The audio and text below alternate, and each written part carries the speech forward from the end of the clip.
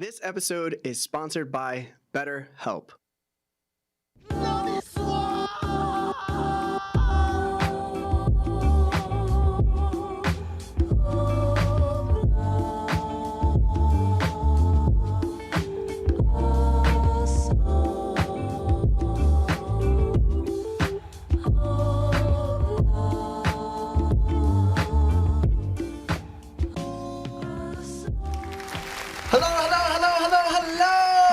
Out there, this is That One Piece Talk.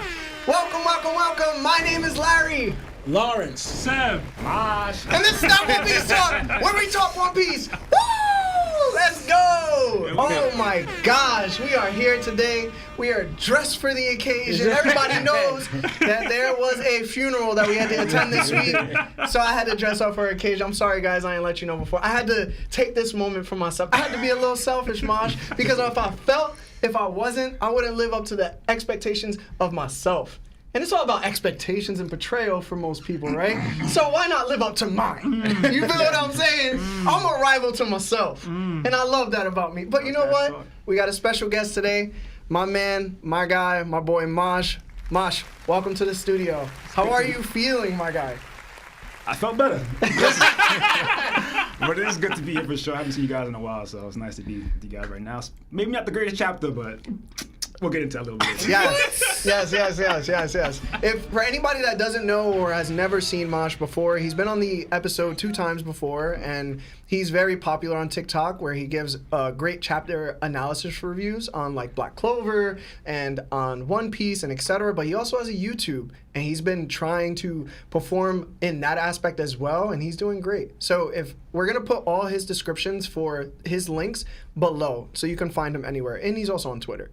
So, anyway, guys, how are you guys doing?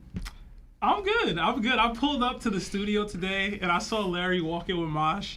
And Larry had this suit on. And he had the umbrella, and I knew what kind of time he was going to be on. So, he's looking dapper, though. He's looking dapper. Biggest W Larry's taken to date, but we'll get into that in a little bit. I mean, there's going to be more coming.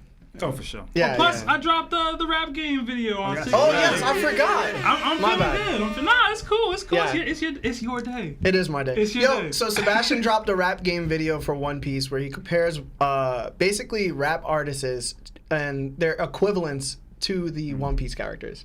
It's pretty good. I wish it was longer. I wish it was more detailed, pause. But I really just wanted to see more of it, bro. Like, it was actually pretty good.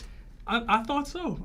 People are asking for part 2. We'll see. But if you haven't checked that out, please go to the 6 Sub channel and check that out after this episode. Yeah, after this episode. Don't do it right now. Yeah. It's not. You don't want to do that. You don't want to miss this. Yeah. But other than that, thank you everybody for just joining us. Thank you for liking and subscribing and just being here if it's your first time. We also have a Discord if you want to join it. Please do. We also just hit 6,000 subscribers. Hey. It was pretty fast. A lot of great momentum from YouTube Shorts and also from the TikTok family that we've grown so far too. So thank you so much for just enjoying us, and hopefully you continue to do so. But other than that, Seb, let's say what's up to everybody in the chat, and let's read off these super chats. Yeah, shout out to everybody in the chat. You know what I'm saying? AT Shield, UNV, Brandon Wigfall, UK Simon, Zombie, Joyboy Mark, PP McGee. They get me, bro. They get me every time. Jinbei Goody, Shane Didachi, NP, Naji, Hazy Sake, so many. Hayden Humphrey, Brian Strad, Clown Pusher, 3-Day. Shout out to 3-Day, man. Gadi Usopp, Red Hair Shankdom. I think I said UK Simon already. Anime Fantastic. So many. Thomas Hill, Rufus Ray, I Hate Mo. I love seeing so many people in the chat, bro. You say KJ? I did say KJ, no? Okay. Neil, too many people to read off, man. Too many, Antonio Hall, but we just love to have all y'all in here with us. We did get a $5 super chat from our guy, Nerd Taku, but it disappeared on me and I couldn't read it, so Taku, I apologize. Do not super chat again with the same one. I hit you in your DM, so let me know what it is and I'll read it off on the on the stream. We did get a $20 super chat from our guy Joyboy Mark. It says hashtag Larry has best takes. It's gonna be that kind of episode, yo. It's gonna be that kind of episode. But thank you, Joy Boy Mark. We got another $20 from James Hudson. It says, we all know #Larry has bad takes, but he's been right about useless Captain Mid this whole time. Appreciate you, James. Thank you, guys. We got another $2 super chat from Terrence Matthews. It says, useless Captain Kid, more like useless Captain Mid. I'm sure we're going to get a couple Kid Gotta get a counter super on that chats. We're going to have to count that. Oh, man. But appreciate all y'all being here and everybody who super chatted so far. Thank you so much. Yes. Thank you so much, guys. Just heads up, if you haven't liked the video, please like the video. But when we have super chats, we're going to get to them, and we promise to. So just please let us sound off, let us go off, let it be organic, and then we'll get right to it. Believe me, okay? So, gentlemen, it's time. Let's get into I it. think we should get into the chapter. Yes, sir. All right. So, the title of this chapter is The Emperor's Crew, the Red-Haired Pirates. On this cover story, we have Luffy smiling on a sunny day watering some sunflowers. The caption at the bottom says, Luffy's watering a lion by mistake instead of a sunflower. What did you guys think about this cover story? And we'll start with Mosh. It was very apparent that O was trying to send a message that for some it would be a sunny day, but for others, it's going to rain on their parade for sure. I like the pun. It was like Luffy watering a dandelion, I guess. I thought that's pretty unique, but for the most part, I was like, nah, it's a red herring for sure. But yeah. Okay. How about you, Law? What do you think? I didn't think much about it, but it just reminds me in the beginning of the series. It was me and actually watching on Netflix the beginning episodes. How Luffy always gave off this farm boy-ish vibe, you know, like not really much of a fighter, but like this farm boy, and then he's a young man trying to be a leader. This one just kind of reminds me of like Luffy back then, where he's wearing a sunflower shirt watering, where he gives off that farm boy vibe again. But now he's a lot stronger. I'm not gonna say prime level yet, but he's as strong as he's ever been. But yet he's still relaxed like that, giving off that farm boy look. Because I like that, because Oda heavily portrays in the show, don't judge a book by its cover. And Luffy, not only he represents freedom, he heavily shows that, like, don't judge me from the way I look, because deep inside, Luffy's a strong, ambitious person, ready to liberate everybody. Yo, Mark, can you throw a bomb? Word. Gee, I did not expect that. Are you good? No, man, that was peak, bro. Appreciate that. How do we top that? I don't got nothing for I'm it. glad I went first. Seb. Bro, I bypassed this so quick, bro. I didn't even. Lawrence just had this whole spiel. Dude, because I got spoiled. I mean, I read the spoiler. So, like, when the chapter came out. Because I was next to you. Shut up. When the chapter came out, and this wasn't like continuing on the germ, I just went right past it. I legit, still to this day, haven't looked at this chapter. To right now. So this is your first reaction? This is my first time. When he said Daniel, I was like, oh, that's cool. Lawrence said all that. I was like, oh my God. So, but yeah, I had nothing. So. All right. So I kind of went crazy because I was like, yo, maybe I'm looking too much into it. But I was like, all right, so there's the sun in the sky, and then Luffy's wearing like sunflowers on his shirt. Obviously, Oda has sometimes foreshadowed certain things in cover stories to predict what the next events of the next coming chapters are going to be, right? In a very short term. So I was like, if I look at this in that sense, then that means that obviously the sun is out. It's a bright, sunny day, but also Luffy's wearing sunflowers. So it's being indicated he's the sun god, right? Sun god Nika, because of his devil fruit. Yeah. And then I thought back to, the humongous theory regarding like the four gods, the earth god, the moon god, the rain god, and then the sun god. And I was like, that's kind of crazy, because if you think about it, Luffy's initiating the pour, which then it's raining onto the sunflower, which is the lion, right? And I'm like, if I was to look even further and just go One Piece madness, go straight Parvision hidden island level, maybe Luffy, being the sun god, is going to bring out the rain god. And then the rain god and the sun god are going to basically join forces and go against the camouflaged lion, right? And then if you think about it, like, we've been hearing about a bunch of lies from the world government. The government's always lying. So it made me think, they're camouflaged, sometimes under the banner of the world government, like some of these guys, and who's that? Well, the Gorosei and Imu. And I was like, maybe the sun god and the rain god are actually going to now put into action you know, the final war against the government. And I think next, we're probably going to see the Rain God make an appearance on either Egghead or the next arc now.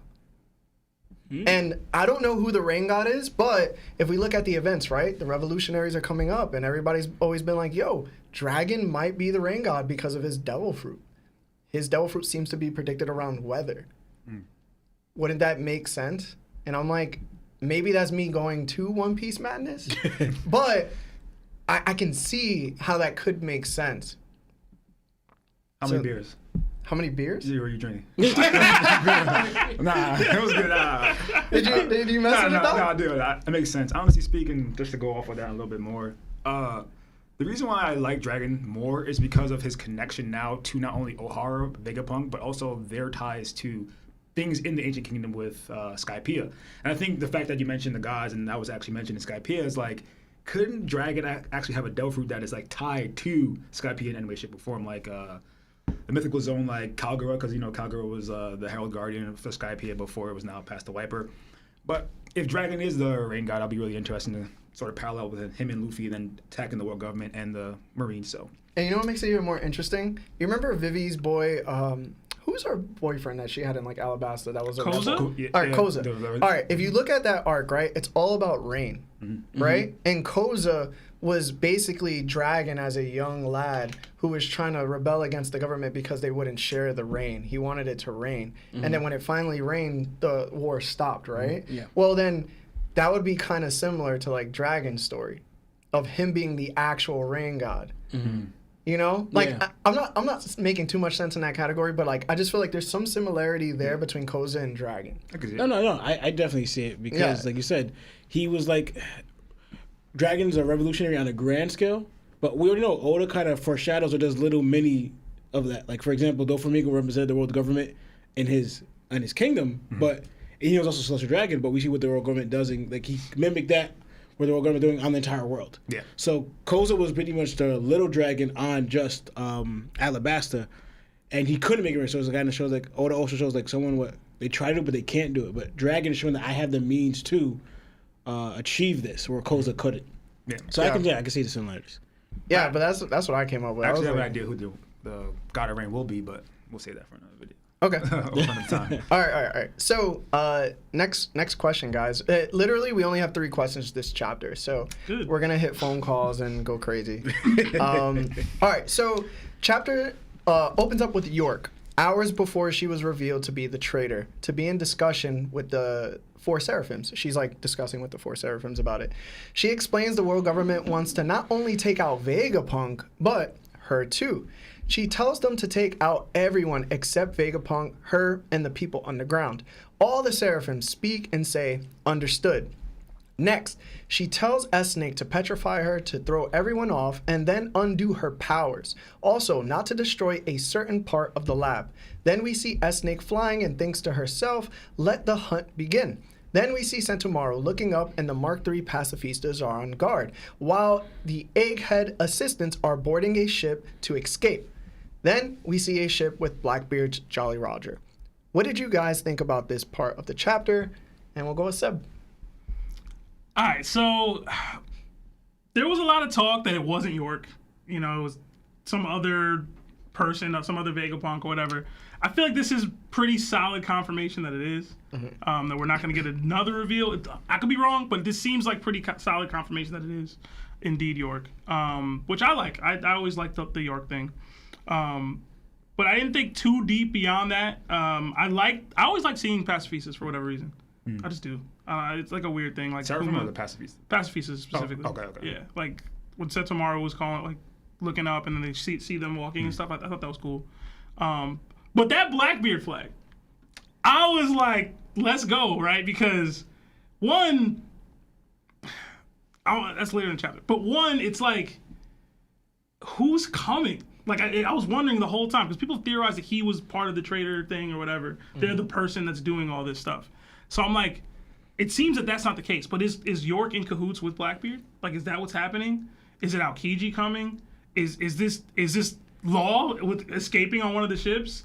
Is it Garp escaping on one of the ships? You know what I'm saying? Like, I don't know. I don't know who's on there per se, but like, it could be. I think I talked to Larry. I saw Larry streaming with Chestnut, Aokiji, and because of the whole Ohara incident, like connections that we have here, it could be him doing the right thing this time. So like I like that just as a story element goes as far as like his growth as a character. But I don't know. I just when I saw the flag, I was like, I was legitimately shocked, right? Because like the spoilers I read, it didn't have that in there. So I was like, wait, what? I was like, what happened? So it was dope. I thought it was fire. I thought that was fire. So I don't have much beyond that. All right. Law? So that was interesting because we kind of like so we understand like going back into where we saw the plot hole where so York ordered the Essex, the Seraphims, to kill everyone, and the fact that no one could override it, like like we talk about, like, it's just crazy to me. So like even though you're the same rank, so once that's why this is always bothering. So once that order's given out with someone the same rank, no one with that same rank can stop that. That's just like I don't know why Vegapunk made that a feature in the Seraphim. Like I gotta get a reasoning on that. So now we understand that York did it. So now we also learned that from my theory is that I said that York maybe or that person had to convince the world government that they could take Vegapunk's place. Yeah. So going by here, they didn't convince the world government that I could take Vegapunk's place. It's like, no, we're gonna kill you too. We're killing everybody. So that so then now she's taking. We talked about it. I said also too that the Celestial Dragons wouldn't accept her. Like I don't see it. But she still has that hope that she's going to make a way to become a Celestial Dragon. That's what she wants to be. So maybe she's working in plans to go do that. But I still don't, even if she does, I don't see how the Celestial Dragons would take her. So, or her plan in here. So, yeah. And then also, too, so she gave the kill order. That's what goes back to, too, where Frankie and them, that's where we last left them. I don't see it. Would she just walk off? Like, they're dead in a way. Mm-hmm. Who's coming to save them? Because the Kyoto, and they're not going to have emotions that would stop them and hold them from doing that. So in this situation, I wonder what's going to happen with Lilith, Usopp, and Frankie, because they're all scattered about unless Zoro comes there and runs in time. But I don't see who steps in to save them unless one of the Mach 3s are there, Yeah. But they can't. I don't think they can compete with the Seraphim anyway. And Blackbeard ship, I'm gonna be honest with you. Also, before I get to that, I feel like Oda's trying to show us something. I'm trying to figure it out. He keeps showing the island from that view where we see the number. Mm-hmm. He's shown that like 20 times since we've been on the Egghead, and I wonder why. Like pretty much, he wants us to see something from there, like that picture you just had up, where he shows the island and you see the number going around it. He's like trying to tell us something from there because he keeps showing it. And I'm curious why, because Oda usually does that for a reason, and he keeps bringing it up. So I think that's for a reason. And I didn't notice Blackbeard ship until now. What? I am dead serious. Yeah, you serious? What? Are you serious, Sometimes, bro? Huh? Look, bro. I know. Are you good? But sometimes Did you wear your shades reading Lord, it? that's No, terrible, I'm bro. gonna tell you right now. Sometimes Yo, Mosh, I read what? through the manga really, really fast that I'll miss a few things. Oh my god. Bro. So I'm my missing like these little panels. Like I kind of glow because I saw this. Once I saw this, I just saw the island. He Lord, shows this all the time. They're losing trust in us. Yo, Yeah. bro, him? It's crazy. That's wild, bro. That's a wild development to not be. I don't know Yo, how. what's up with both of y'all, bro? You not looking at the cover story. Yo, Hold on. Looking at the chapter. But I didn't look at the cover story because the contents of the chapter were fire. But that's the only thing I me? missed, though. The entire thing, that's the only thing my I missed. God. And I don't know how I missed it. Are you sure about that? Yeah. It's the only thing I missed. All right. If anything else in the chapter comes up, just let us know because you obviously didn't read it. I did read it. I didn't read it as much as I usually do. I only read it like. I just want y'all to know. I talked to Lionel about the chapter. He noticed. That's Okay, he noticed. But also too, so what I'm curious about this log looking thing, it has a sword, right? So I'm trying to think who on Blackbeard's crew. What happened? I'm waiting. I'm letting you finish. Bro. I was just breathing. You're looking at me some type of way. I'm trying to think of who Blackbeard's crew who has a sword. I'm not gonna lie, that sword kind of reminds me of Law's sword. So I thought, what if Law? But I wouldn't like it if he stole Blackbeard's one of Blackbeard's ships and then came to Egghead running away. Yeah. I would not like that at all because that kind of looks like Law's hat there too, right by the sword. But I was like, Nah, I wouldn't accept that. I wouldn't like it if Law did that. Because it's like you ran away for Luffy for help, and that would make me. Or just a near island. This is close to. I guess. I mean, whatever. I guess I wouldn't like it. I'm pretty sure that's the helm of the ship. That's what I was thinking. Yeah. Okay. But the sword though, sometimes I think you're going crazier than the cover story. Nah, you was wild. Because there's not many people. There's not many people on Blackbeard ship that have a sword. There's like what, like 2, Shiryu, 3. Shiryu, Devon.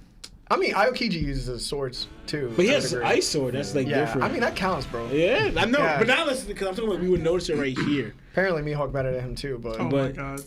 But yeah, and then I think that's all we got to. But yeah, so that's all I'll say for now. All right, Mosh. All right. What do you got, bro? You guys realize I wore my glasses. Yes. I brought my whiteboard. So allow Professor Mosh to say a few things. All right. So the word I have for everything you just asked is just because honestly speaking, when the chapter dropped, right, I was like, first sometimes I just look at the length of the chapter to realize and get my notepad up because I know I usually jot things down at the end of the video. I make another video about the Easter eggs in the video or in the chapter. And the chapter seemed really short to me. And in the beginning, the whole situation with York, I was like, that whole thing made no sense to me because last chapter we finally got the reveal of York. And then this chapter, she found out 3 hours ago that the world government already turned on her, but she still enacted her plan even though she knows she had no way out. But then she said, I had a contingency plan. So when I reread the chapter, I was like, okay, contingency plan, Blackbeard's pulling up. Right now she has no out with the Vegapunks, no out with the Straw Hats, and basically no out with being able to take on the ship with the hostages, or not the pedestrians. So I'm like, it just makes sense that York possibly has an in with Blackbeard. Because you got to remember, how long ago was Dressrosa from the current storyline? Well, they traveled for like 2 weeks to Zoe, right? And then they spent another 2 weeks in Wano or whatever. That's a month. Yeah, so my thought process was I don't know. That the fact that we knew Burgess didn't have a Devil Fruit at that moment, and then now we see the Blackbeard Pirates have this plethora of these overpowered Devil Fruits, and then you go to York's base of operations is the old Devil Fruit Research Lab. So I started putting things together. I'm like, okay, contingency plan has to get off the island. Blackbeard is now coming to the island, but why would Blackbeard come to the island when he knows the Straw Hats are there? And it just makes sense that the person that they are allied with right now, like Sebastian was talking about, is York and Blackbeard. And I started going a little bit further thinking that, okay, so with Blackbeard, right, he's one of 4 people in the story that we know had the Devil Fruit Encyclopedia. It was Judge, and then Sanji read it, and now it was Vegapunk talking about the Gummy Fruit, and then now it was Blackbeard. So now Blackbeard not only has knowledge of a Devil Fruit, knows how to trap and use 2 Devil Fruits, but also now has a way to access multiple powerful Devil Fruits. I'm just like, it all makes sense that possibly York and Blackbeard had this connection for a long time, and the contingency plan was sort of them aligning together in order to enact her plan to be a Celestial Dragon. And it makes more sense because the ship is coming, and we all know the name of Blackbeard's ship is the Saber of Zebek, and Zebek's whole plan was to take over the world. And that's York's basically the same plan as like her becoming the Celestial Dragon, the head of the whole world. So I'm just like, it just makes sense that they're probably aligned together in some way, shape, or form. So my chapter rating went from like a 7.5 to like a 9, comes like, it all makes sense now that York actually had this in with Blackbeard the entire time. It's just sort of unraveling slowly, but it just makes sense. I wonder why you rated the chapter so low. That's so bizarre. I know. I ain't gonna lie, bro. We'll get to it. When I read it, I was like, yeah, that's not it. It's not the one. But yeah, Okay. that's what I was thinking. I was like, huh? But now I'm like, okay, that makes a little bit more sense now. Aha. You think more Blackbeard, not Aokiji? No, I'm thinking, I kept saying Blackbeard, I meant the pirates though, but I think it's definitely Aokiji because it's sort of like paralleling O'Hara with Kuzan now being on the opposite side because Blackbeard is sort of collecting people who can read poneglyphs, so it makes sense instead of saving Robin, he's actually capturing Robin for Blackbeard. But I don't think Blackbeard's there, but I think maybe Shiryu maybe in action, Kuzan has to be in action. I want to see, is it Vasco Shot? Not Vasco Shot. Avaro Pizarro? The and horns? Lafitte. Yeah. I want to see them. them in action because we just saw we saw Katarina Devon and Vasco Shot get taken out by Bo, and then we saw the original 4 or 3 of Blackbeard Pirates. Now I want to see the other ones. I want to see what And even at Whole Cake, we saw Aokiji with Van Augur. Like we haven't seen Avalo or Lafitte do anything post time skip really. So, Very true. So it'll be interesting to see if they all plan out or pull up to Egghead. But we have to wait and see. Honestly, I really don't know much else to say after that. Yeah. It's crazy because I don't see us getting Luffy versus Blackbeard Pirates this early. No, we won't. Not The the complete. Seraphim- No, but Luffy has his handful right now with a Seraphim, so that's all I gotta say. Yeah. Man, so. Yeah. My thoughts on the chapter, like on that part, I don't know, man. Like, I think that York is kind of the prime example of like when you portray yourself, it ends up like, I mean, when you portray your family, you end up actually portraying yourself, and you actually end up falling with them because you're just trying to find a way out when you know there's not. And it is weird that she's still enacting her plan even though like it's falling apart. Like, I don't know truly what her end goal is. So then Mosh, I never thought about what you just said. Obviously there's holes to me, but I don't know. I just feel like, what are you doing, girl? Like, what are you doing? Huh? She need guidance, bro. Yeah, I mean, at the end of the day, I think she's probably counting on taking over the Mark IIIs and the Seraphims and thinking she can get away with somehow if they truly go against her completely, where she's like, yo, like, you have one last chance. Like, you're going to take me as Celestial Dragon? They're like, no. She's like, all right, kill them.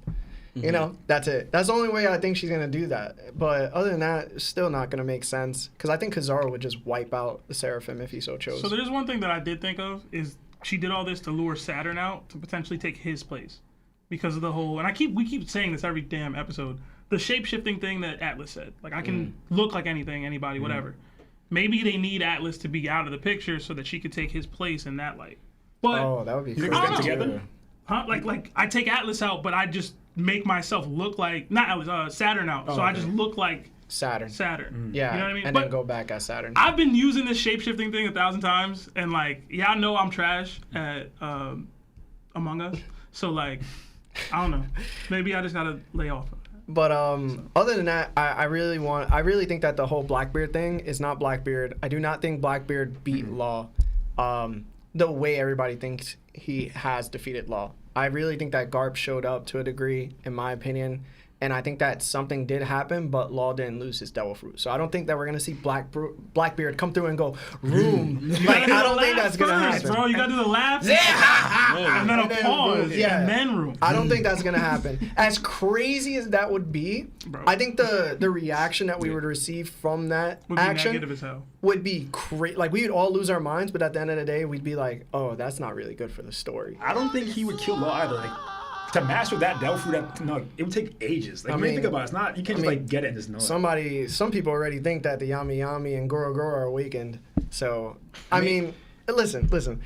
At the end of the day, I think that Blackbeard didn't murk Law. I think Law's still living. I think Law's still there. I think the Devil Fruit he has is still in his hands. I think that Garp, enacted on the fight and something happened. I don't know. That's just my thoughts. But I do think that it is Aokiji, 1000%. I think when we look at the arcs, pre-time skip to post-time skip, they resemble each other. So we have like Thriller Bark to like what? Like Thriller Bark to like Wano. We have Alabasta to like Dressrosa. We have, all these pre-time skips that resemble post-time skips. And I think that Egghead is supposed to resemble its pre-time skip predecessor, which is Ohara. So instead of Aokiji murking his best friend in order to let Robin go, I think it actually comes into play where he actually becomes the sacrifice that was Saul pre-time skip. I think he's the one that gets taken out by saving Robin again and doing the right thing. I think that's where we're going to go with it because he's going to fight another admiral. I think he's going to probably be the one to fight Kizaru. He's going to hold the forces back to a degree and let the Straw Hats escape for a higher purpose. And then he's probably going to relay some type of like information to Robin that's going to be very advantageous to Luffy and the Straw Hat Pirates. Actually, want to add on. So when I was thinking about you saying about previous arcs with Punk Hazard, we still don't know about Aokiji went to Punk Hazard. Yeah, So now I was thinking about it. Like, he did go to Punk Hazard. Hold on. I thought we Yeah. did know. He's in the underworld. He saw the broadcast. He saw Smoker was there. He realized his mans was not going to be able to handle those. I don't think that was it. Am I tripping? I'm thinking he went there because of Blackbeard, but that sort of like adds more to like him in York, or Blackbeard in York, because. Oh, okay, sorry. So it adds more to the whole situation with Blackbeard knowing York, because he probably went to Punk Hazard to get something, and if he's going to Egghead, if they have some like type of alliance, and he's going to Egghead for a reason, maybe to save York or something like that. But yeah, just a thought. I was going to add, it's because I believe it's going to be Aokiji too, but and if you're going to go the sacrifice route, I can see that. But I'm gonna say something that I know, Larry, you're going to disagree with, but I think it actually will be more interesting writing, like what Oda would do, that he makes Saturn to kill Aokiji, not Kizaru. Oh, I think that would be cool too. But I don't think Saturn has the facilities for that. Listen, you know what I'm saying? If Oda wants to make the Gorosei that's a perfect way to do it. Yeah. But like, No, it's not. It would be terrible. I'm saying if he wants them to be looked at as overpowered beings, killing an admiral would do that. I'm sorry, but Kizaru got to show out at least once. I need it. I'm not holding Kizaru back for Gorosei hype, bro. Like their time has passed, bro. That's why they sitting in the office chilling on chairs. My boy is actively out here pursuing his goals and taking out other admirals. Yo, Kizaru for the win, bro. No, that could be fine. They could have Kizaru and Aokiji fighting evenly. Then Sadness is like, I'm gonna put an end to this, right? And he comes in. Oh my God, I can't believe you said that. I'm gonna put an end to this? Huh? Yeah. No way. No, bro. No way. It's like, let me cook. Let me cook. No, bro. Are you crazy? Lawrence, you are out of your mind. My name come up. Oh no. All right. Let's hit up super chats before we get to our other questions. We got a decent amount of super chats sitting. Thank you guys so much. We got $5 from my man Roanoa Chris. It says not letting Seb off the hook for comparing J. Cole to Shanks. # Larry got better takes. That's petty, man. Oh man, but that's in reference to the Rap Game Reflected in One Piece video. Check it out if you haven't already. We got a new member, Colo. You need help reading? Yes. I think it's Colo. I think it's Colo. It's Colo. I don't know why I read it as Coolio.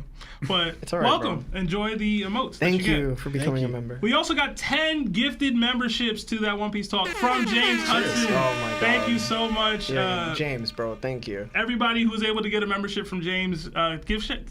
Throw W's in the chat for James. Please man. throw W's. Please. If you dodge that sub, yo, you gotta try better. We got another $5 super chat from our guy Celestial Donkey. It says #BuggyGang. As always, CD, appreciate you, man. Hey, Strahd, can you post Masha's YouTube link too, please? Sure. We got a $10 super chat from our guy Joyboy Mark. It says, do you think that Oda has been somewhat focusing on S-Snake a lot and giving her the more personality than the other Seraphims? Sure. I think we talked about this before, 'cause she's the only one who's shown to talk, right? I think we talked about Well, this Mash earlier. had an interesting take on it. Oh, but, so she's the only Seraphim currently that we know that has Conqueror's Haki. So it just makes sense that she Well, has not some, the Seraphim itself, but Boa has Conqueror's Haki. Yeah, Boa has Conqueror's Haki, yeah. and using her lineage factor in order to create S-Snake sort of gives her more of a. As you can see, her personality sort of matches the Boa rather than the other Seraphim, even though you can make an argument for S-Hawk too, because that's how Miyok is, but S-Bear is just stone face, and Jinbei is definitely not like that, so. Wow. Whoa. No, like, okay. Jinbei doesn't, his personality is not like Does everybody That was just aggressive. hate Fishman? Like, does everybody hate Fishman? Listen, based off the DDT, man, it seems like it. And Yeah. y'all be coming at me for the Fishman hate. I don't be you doing be what they wildin'. was doing, Alright. bro. That's my Right. next one. Thank you. Yeah. We got another $10 super chat from our guy Oz the Phenom. It says, we in this bit. Much love, boys. Thank you so much, Oz. Thank you, guys. We did get another 5 gifted subs from our guy Terrible TJ. Thank you TJ, so thank much, you. TJ. Thank you. W's for TJ in the Yes, chat, man. W's for TJ. Thank you. We got another membership to Yonko status from Noah Von Skyler. Thank you, man. All right, so for everybody that doesn't know, we have 3 tiers in our membership for YouTube, and Yonko is the highest tier, of course, because why wouldn't it be? So thank you so much, guys. Thank you so much for, becoming that. Yeah, absolutely. We got another 6-month membership to Yonko status from our guy Strahd, who's also the Strahd, mod. bro. Thank you. Strahd the mod. It says, please take a moment to like the stream. It really does help the algorithm, and this is going to be a great episode. Thank you, Nakama. Thanks, Nakama. But Thank you, Strahd. Thank you, Strahd. Like the stream if you guys haven't already. It does help with the YouTube Yes. algorithm. Thank you, Strahd, for everything you do, bro. And yes, Larry is drippy today, for sure. That's from Kev DOG. Shout out to Kev. Thank you, Kev. We got another $2 super chat from our guy Ryunosuke. It says, one of the twins looking diff. Def got a haircut. I think he's saying Mosh is one of the twins. Hey, yo, Target Razor, $25, bro. Man, we got another $2 from BushyBrow28. It says, kid is chilling with Going Mary on the seat. We'll get to that a little bit. We're gonna get to that. But thank you so much, Bushy Brow. Crap, it scrolled all the way. Jeez. All right, cool. Yeah. Sorry. We got another $2 from Bushy Brown. It says Larry dressed like a background world government agent. He's dressed for a funeral. I'm in the CP9. I'm in the CP9. I just need the top hat, the fedora. Oh man. Yeah, But these thank you, guys, Bushy bro. Brown. We got another $2 from Braylon BB. It says Larry dressed like he wants to capture Nico. You need the sunglasses too. Yo, man. bite that sidewalk. Damn. Oh, my bad. Damn. No, chill. That was. Bro, Oh, shoot. yo, chill, bro. You get passes for today, I guess. I hope that was not the reference I was going for at all. Definitely wasn't. Oh man! All right, we got another $10 from Taco Dado 2. It says the number of on Egghead is the percent of the defense system of the Labo phase. When the system went down, it instantly went to 0%, and it was gradually going up since the Straw Hats arrived. Oh, That's a nice one. I didn't like notice that. I like that. That would actually make sense as to like who enters and who doesn't, right? Yeah. I think we referenced like it could be like the threat factor or whatever earlier. Yeah, that makes sense. So- yo, guys, you gonna let us read the chapter or what? We got another $2 from Monkey D Shin. It says L chapter, L chapter, L chapter. Is that the one that called? And Yes, sir. Yeah. It's All right, Notorious Kid Lover. All right, listen. Oh wow. If we're that's Sanji. Yo, if we're gonna go, hold on, guys. We're gonna do the $2 ones later. We have to because we have to get through the chapter, and I want to take calls. All right. Is there anything else that's like above 2? There's 2 $5. And guys, please do not start donating 10 or 5. Oh my god. Dude, I gotta take a picture of these then. All right, take a picture. We got a $5 super chat from Terrence Matthews. It says Zoro is a strong blade user. Brook is a gentle blade user. He needs to learn gentle blade if he's going to beat Mihawk, who is a balance of both. That is I think true. I think he already got Gentle Blade though with Monet. You know what I'm saying? Nah, that was like hockey, I think, in my opinion. Against Monet? No, remember Tashiki said if you had used hockey, you would have killed her, but so you didn't. I mean, she was intimidated. Yeah, for sure. But he didn't Zoro kind of show an example of that on Guys, we gotta go. on for Mr. One. We gotta go. We got another $5 super chat from Gabriel Montoya. It says, these last couple of chapters really showed Law and Kid ain't on that level, bro. They disrespected Luffy by giving them the same bounty like the stream. I think most would agree. Thank you, They're just guys. not on Thank Luffy's you. level. Yeah. Gucci victims. Oh my God damn goodness. Wow. I need. Yo, Shin, I think you need those $2 more than us, bro. Because you're having a bad day. Yeah. I'm sorry you have to relive this. Oh my god, I hate y'all. Got another $50 super chat from Celestial Donkey. It says, #Buggy Gang, #Buggy on his way to Egg. Imagine. CD, thank you so much, oh my bro. God. Appreciate you. All right, guys. Unfortunately, we're going to have to skip past the $2 ones because we got to get to the main parts. All right, because I want to take phone calls. All right, so we head back to Elbaf. We meet some notable people by the name of Captain Frog Torres Ribiton, Social Club band leader Fugar the Adventurer, and Princess, I forget, I don't know why I wrote that. The Bougie Pirates. Bourgeois, yeah. Bourgeois. Pururu. The Brave. Kid complains and asks if they are part of the Red Hair Pirates, and Killer says, yeah, they're notable. Also, don't be sloppy. Kid says he wasn't going to go easy on them even if they were nobodies. Shanks yells to his crew to move his crew, the crew's ships, out of the way.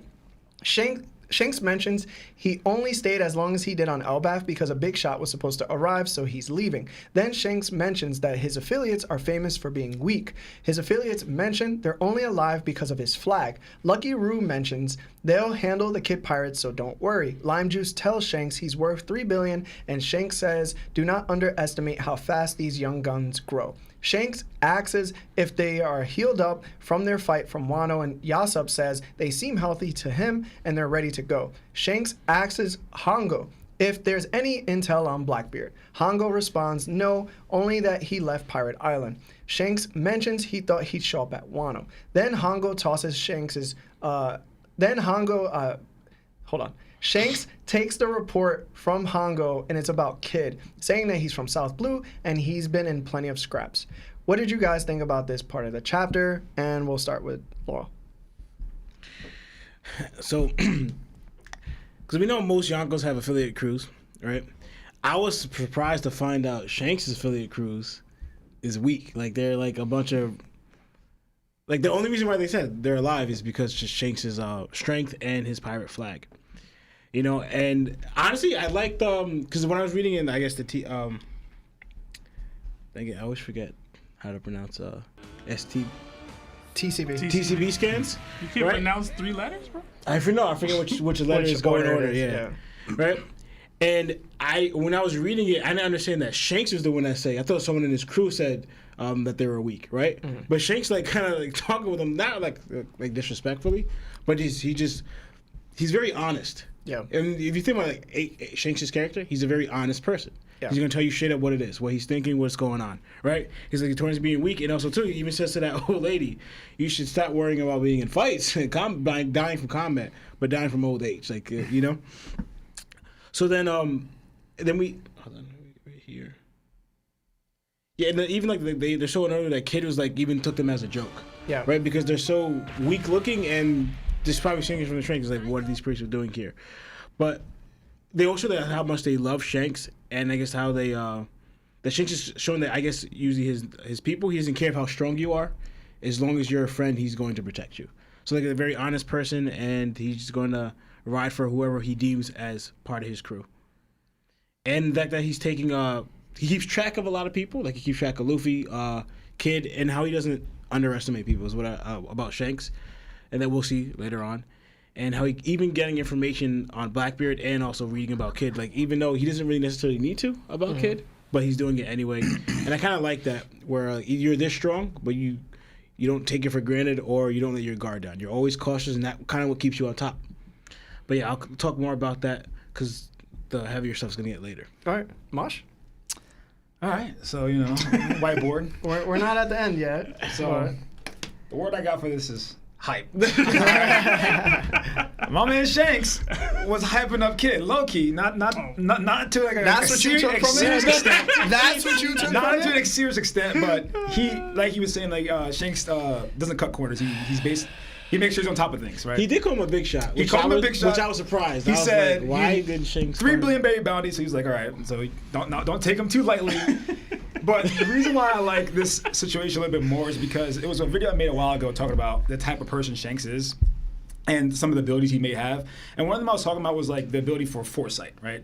And if you guys ever watched or read the book World Trigger, there's a guy called 𝘬𝐸 Jin, and basically he's able to see the future or see different paths of the future with people he knows a lot about or people he comes into contact with. So obviously, in this chapter, it sort of goes both ways because he didn't know where Blackbeard went, but at the same time, he was getting information on Kid to sort of know more about Kid before he actually enacted his plan or his move or made a move on Kid. And the reason I'm saying hype is because now we're figuring out more of what Shanks really is. Like, we can make assumptions and we can like sort of try to tie it down to the type of personality he has, but now we know that he's a man who's very meticulous. He gets details on the powers he's going after, but he makes sure not to take people lightly either.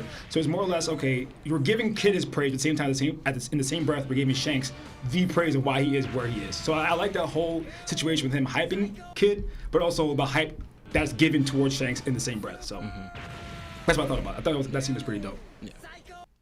Seb? Yeah, I'll try to make this quick. One, I wasn't too shocked actually that Shanks has weaker crewmates. I feel like, or underlings, sub captains, just because it's just kind of who Shanks is. Like, he's willing to protect weaker people. Yeah. While Big Mom and Kaido and Blackbeard, like, they're not gonna value you unless you're strong. So I wasn't surprised by that in the slightest. I thought it was funny. The way they were like hugging up on him like he's a celebrity in their eyes like that. I thought that was cool. The bourgeois kingdom, I'm pretty sure Cavendish is from there. Yeah. So I thought that was a nice little nod to that. She's probably the queen. Oh, I didn't know that. Yeah, he's from I bourgeois. didn't He was the prince of that. That's a nice little egg. Oh, I believe Ryunosuke even donated to say that. I thought that was cool. Shanks getting handed a dossier on Kid was the funniest thing to me in this section. He legit got a scouting report. Like, yo. And the thing is, people are like, this is another Larry W. right here. I was going to let him speak to it. But, like, he didn't even know where he was from. Like, you know what I mean? Like, he didn't know Jack. Like, he called him a big shot. Like you were trying to say his hype. But, like, it was clearly in surface level only. Because he didn't know anything about him, bro. He went... He's got a 3 billion berry bounty. He a big shot. Yo, who is he though? We get the dossier. Let me double down. He didn't know, bro. He didn't know who this man. He didn't know who he's from or anything. So I don't know. I thought it was just funny, like that they had that scouting report on him and he just threw it to him. I'll pass it to Larry with that. Yeah. I love the little egg drop about Cavendish. That actually improves the chapter for me a bit. I don't know if it does for anybody else, but I think I generally laughed when the guy lost his teeth. Yo. Oh my God, that made me crack up. Oh, go ahead. No, you're good. You're good. All right. It just a theory I wrote. Never mind. About teeth? So I ended up genuinely laughing from that. I was like, yo, that's hilarious. But shout out to Killer, man. I feel like Killer is like literally without Killer, Kid never goes as far. I get that Kid puts himself and his crew into positions where they have to like face difficult odds, but like Killer is clearly the heart of the Kid Pirates. He literally tells Kid, yo, don't get sloppy. You know what I'm saying? He's like, yo, be on your game. Like, reverse. He already knows, you know what I'm saying? He's proven that he's a great navigator. He's a great, analytical fighter. Like, he's just great at being what Kid needs. Yeah. Like, literally. Like, you do not go far if you didn't have Killer. That was cool. I kind of loved seeing the way Shanks was beloved by his people. It's very different. And I think that Oda is doing this on purpose. He's showing that every Yonko underestimates. Everybody underestimates. But Shanks doesn't. All the Yonko's crews are built by fear. Like, they're fear mongers and they take what they want by force. But Shanks is like, nah, like, I just chill. And like, everybody just doesn't want me to leave. Where everybody else is scared, by Big Mom going crazy or Kaido just like going off because of his suicidal drunken tendencies. It's like there's a clear difference between who this person is and what they are. And this is why I've said he's always going to be the strongest Yonko because he doesn't do any of the things that the other Yonkos do. He let themselves get hit. Yeah, well, we'll get to that. What's really interesting about this is two things. And I don't know if anybody peeped. Lucky Roo decided that he would take care of Kid and the pirates himself. Like, he was like, yo, Shanks, just like chill out. That probably proves that's what happened pre-time skip, right? Like, somebody was like, yo, chill out, I'll just go take care of it. And he was like, all right. And then Yasopp, which Shanks kind of looked at Yasopp and was like, yo, how they doing? I think Yasopp just proved his observation hockey. Yeah. I think he proved that he can tell if a person's damaged or not, too. We didn't see that with Rayleigh. Rayleigh didn't even mention that. Rayleigh was just like, yo, I can tell how strong people are. But he's like, yo, I can actually deduce somebody's health. That's crazy. Can't raise his kid, though. I'm not saying it's true he can't raise his kids. He couldn't even check to see if his wife was okay. That's probably why his hockey's all good. I was going to make the joke. I'm glad you did it. But it goes to prove, like, even Shanks depends on this person for, like, yo, I know we're going to see something later in the chapter, but, yo, Yasopp might have something greater. We just don't know yet. The intel that was given to Shanks, this does bring up the fact that is he working for the world government or the Gorosei? Like, is he keeping tabs on pirates necessarily to see who's a threat? To what degree? Like, what goal? Like, what is he truly after? We still don't know. This is probably the biggest question about Shanks, I think, right now. We need to figure out, like, what's his end goal? Like, why are you checking up on certain people? Like, how do you just have people give you information? Like, how does that work? Like, do you have a system in place where, like, you have people following other pirates and being like, yo, these guys are what they are. Here's the data. Here's the dossier on, like, what? So the more you talk, go ahead, sorry. Real quick. So somebody put out in the Discord that, is it possible that Blackbeard has a mole on the Red Hair Pirates, and that's why, like, he didn't go to Wano? Like, he knew that Shanks was going and didn't go? That's interesting, too. Because, like, could be. If it's possible. If he's going after Blackbeard like this, and he keeps not running into him in traffic somehow for whatever reason, like, how? Well, I would toss that up to Fate. I think that I would too. Yeah, because the show's so much surrounded around Fate at this point. It's like, come on, like it's definitely Fate. But it is very interesting that Shanks went to Wano to intercept Blackbeard. So if Blackbeard's goals is to capture people with special devil fruits, he probably went because he was like, yo, I can't let Luffy face Blackbeard. Like, just in case he is, taken over and steals his devil fruit, even though that wouldn't happen because Luffy's clearly stronger than him. But it's like Shanks was like, yo, I'm there. Like, but for what reason, though? Like, what does it matter to you if the fruit is just taken? What's your goal? That's my only question when I read that. I was like, I just don't know what Shanks is.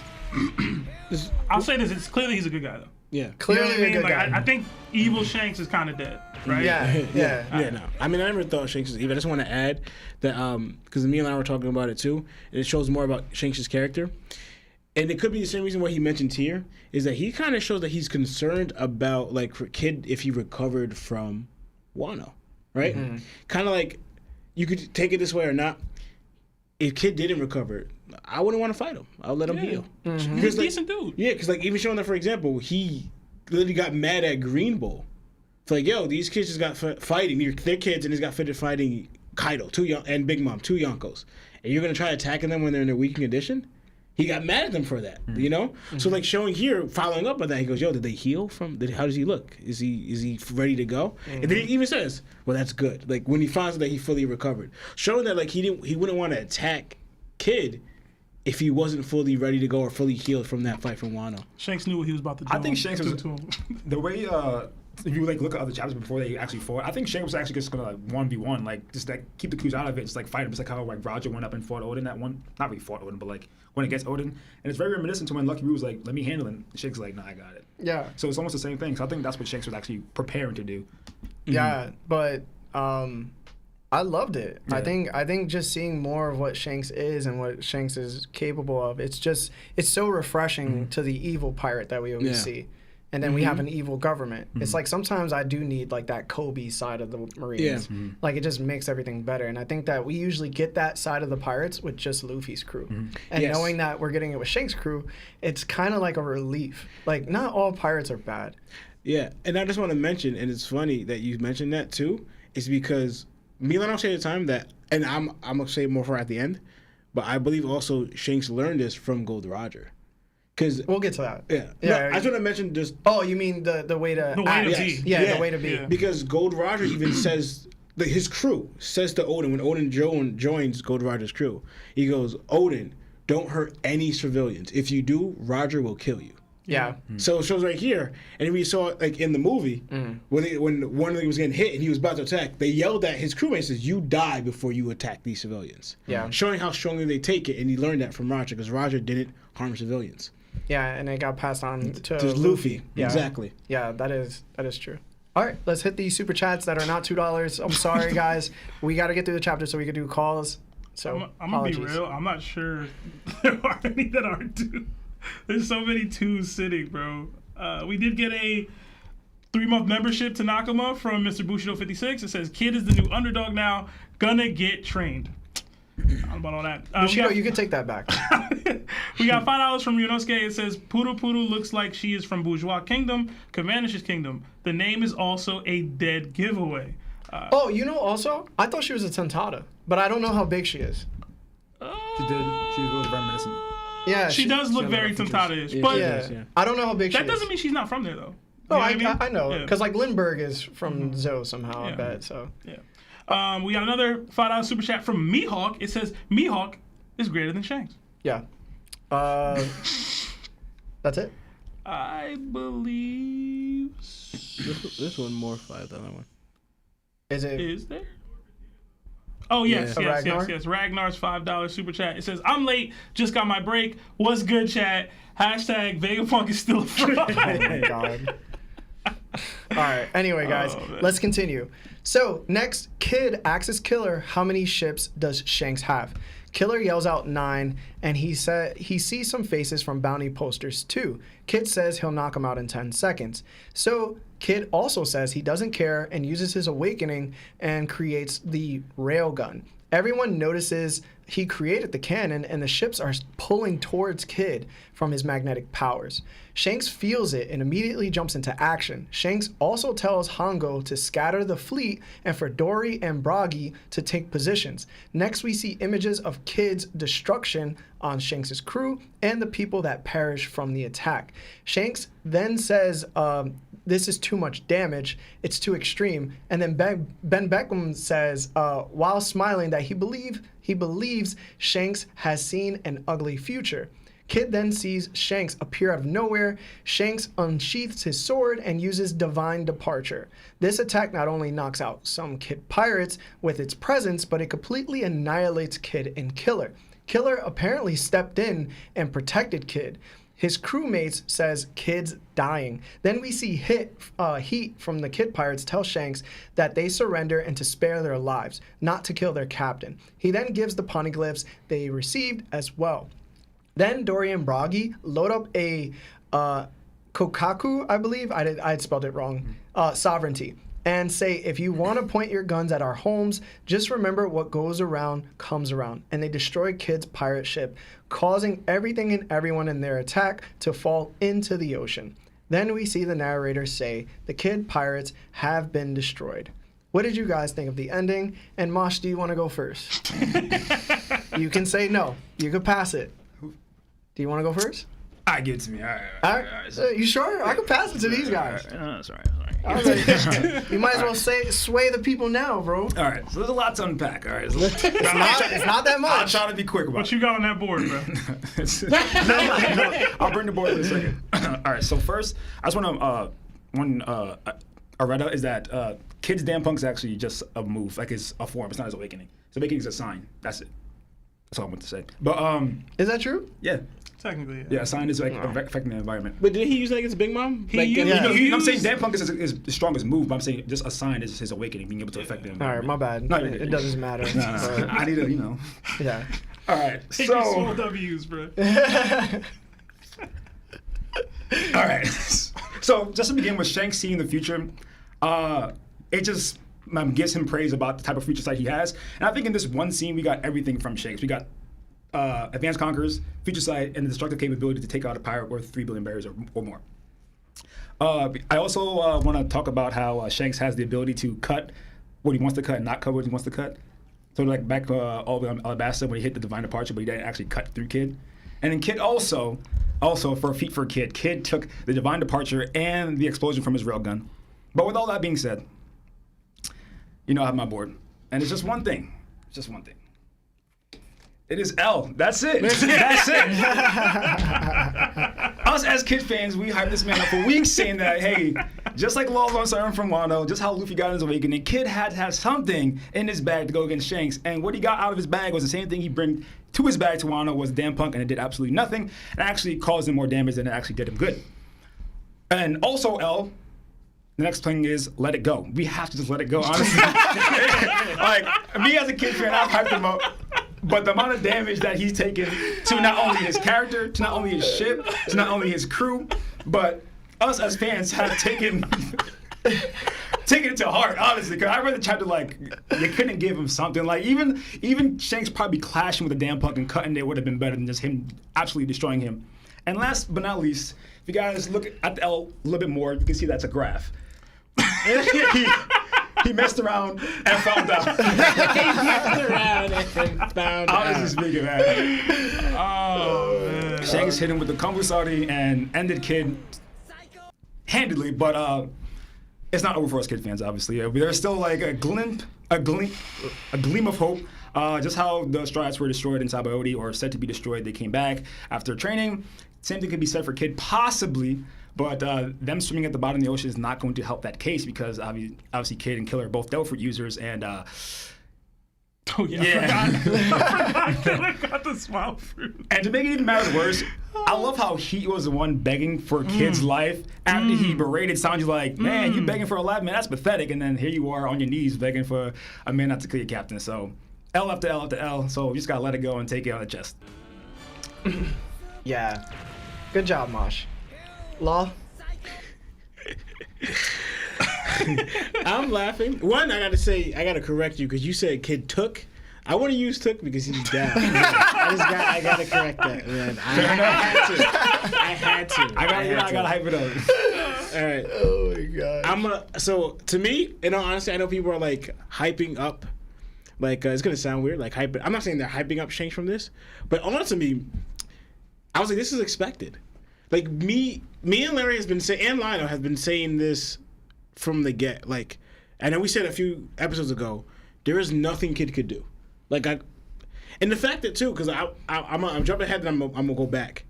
Look at Shanks' blade. He didn't even hockey harden his blade. He didn't. You know, I was even trying to look too, and I guess he did, because obviously because there's a difference when you add, like, you do attack and there's conquerors in the attack, and then you conquerors coat attack. You know, there's a difference. Like, for example, Luffy versus 𝙏𝙤𝙪𝙢𝙗𝙪.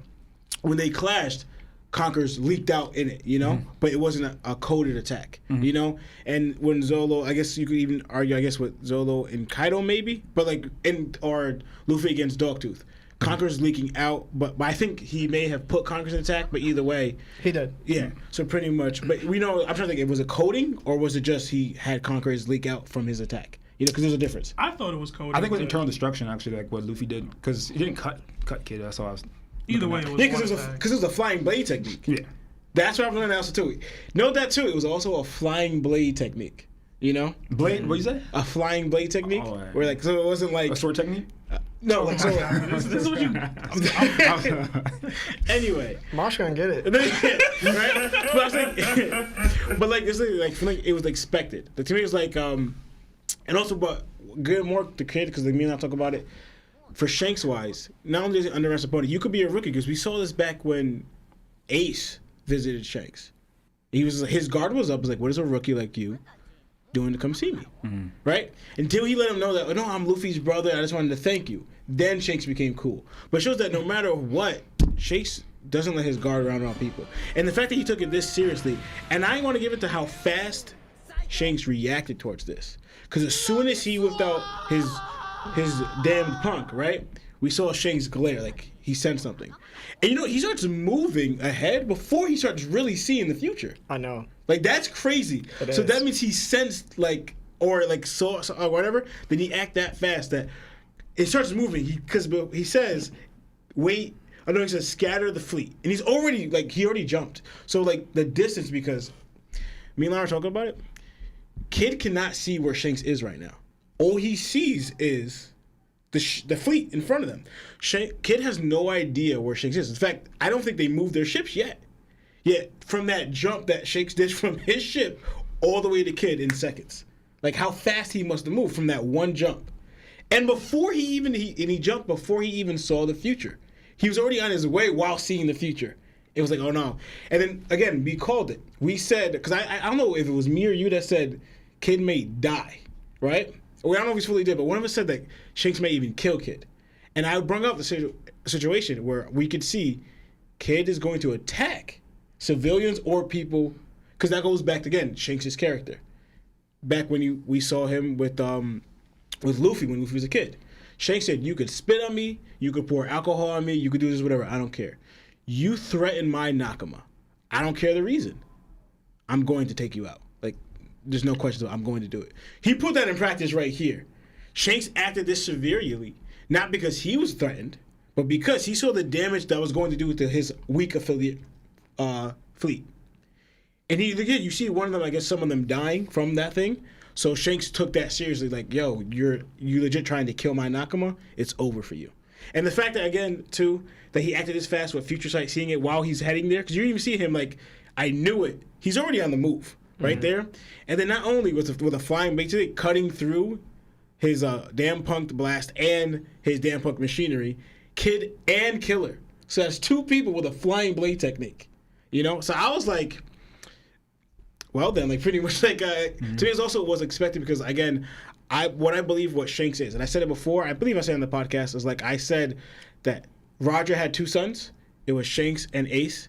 And Ace didn't get to show it because he died really, really young. But Shanks is going to show us, anyway, I'm not saying Roger's strength, but an example of it. Because I know a different lineup, I think I said on the podcast, where I believe is that Luffy's going to fight Shanks for killing the Pirate King, and Shanks is going to show Luffy what it means to be Pirate King, because the one who was able to see Roger's strength in full for years was Shanks. And you see it even now with his attack. That's attack literally that Gold Roger used. So we believe that, and their style was that Shanks is going to be a mixture of Rayleigh and Roger, right? That a lot of his style, the way he pirates, is going to be like Roger. And to me, I think he's going to mimic his strength somewhat. I'm not saying he's going to be Roger's strength, Oda would have to show us that. I'm not going to say that. But what I believe that Shanks is going to show that, and I've been saying this for years. Me and Sebastian been going at it. How I've been saying that, where I had Shanks up for the longest. Sebastian always come at me because this dude is just all hype. You got nothing. I go, no. I see something. I gotta see it. I'm just saying. But to me, this doesn't even prove it. Because to me, this is Kid. Like, I'm not impressed by this. I'm sorry, like, people who are you Kid fans, but I'm not impressed by this. To me, it's like, it's expected. Yeah. What I believed what Kid did. To me, I was impressed when he shut down that Admiral. That was impressive. This is, to me, is like, I didn't think Kid could do anything against Shanks in the first place. You know? Like, I've held Shanks, like, high up from the beginning. Like, and Sebastian can attest to this. So this showing here is just like, we're finally seeing a little bit of it. Yeah, so come up. I can't with you, Mark. Seb? Yeah, I mean, a lot of what has been said already, I felt the same. I loved Lawrence bringing up the Shanks being Roger's son because I'm shocked y'all didn't bring it up. Divine Departure is Roger's move, and he used it. So I thought that was a special, nice little touch there. I loved seeing Kid whip out damn Punk like that and then take out the people in Future Sight mode. That was epic. And we've always read about Shanks in like the data books and stuff and like how he is if you attack his Nakama. Lawrence brought that up as well. And to Lawrence's point, that's like it. I just like how the chapter flowed, right? Because Shanks straight up said, "Oh, so he's from South Blue. He sure did a lot of rampaging to make it this far, right?" It like plays up what Kid would do to his weaker crewmates, right? Like the whole chapter plays out in that kind of story. Weak crewmates, whatever. I gotta protect them. Him seeing this future, and then him absolutely obliterating Kid. When I tell you, this is the first named attack from Shanks we've ever gotten, right? Yeah. The first one. Mm-hmm. And like, I know Kid isn't like any super high, but he got some level of hype or respect as a relatively strong pirate, right? For him to get one shot, like one tap, bro, like to get obliterated like this, and beyond that, y'all have talked specifically on the Shanks part of it, right? And I'll let Larry spit for all that, bro. This is the biggest loss I've ever seen anybody take in probably any manga ever. I'm not even playing with you.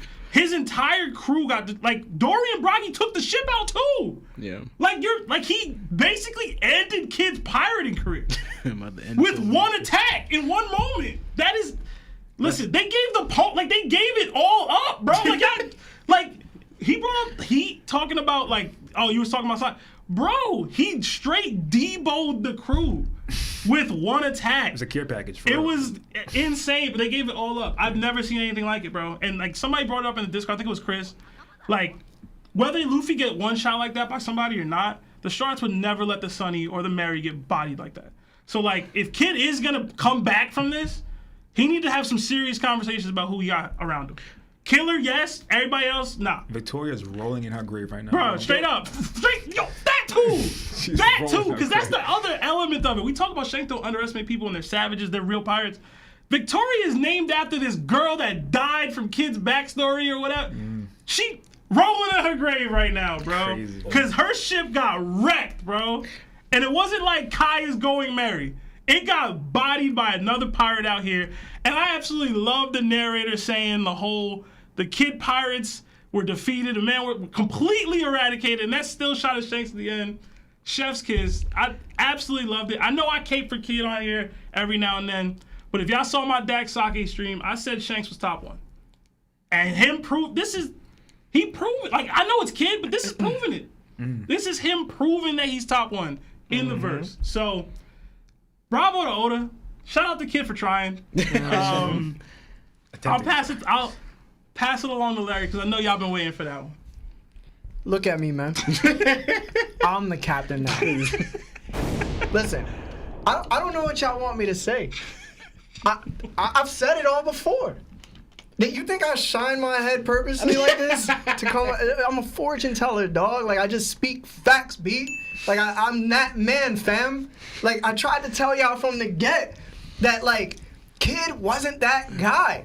And the thing is, I've said it before, too many people attach themselves to certain characters because they give them certain beliefs and portrayals that they think is gonna work out, and then it just happens that it doesn't work in your favor. Why? Because you put too much into that basket, bro.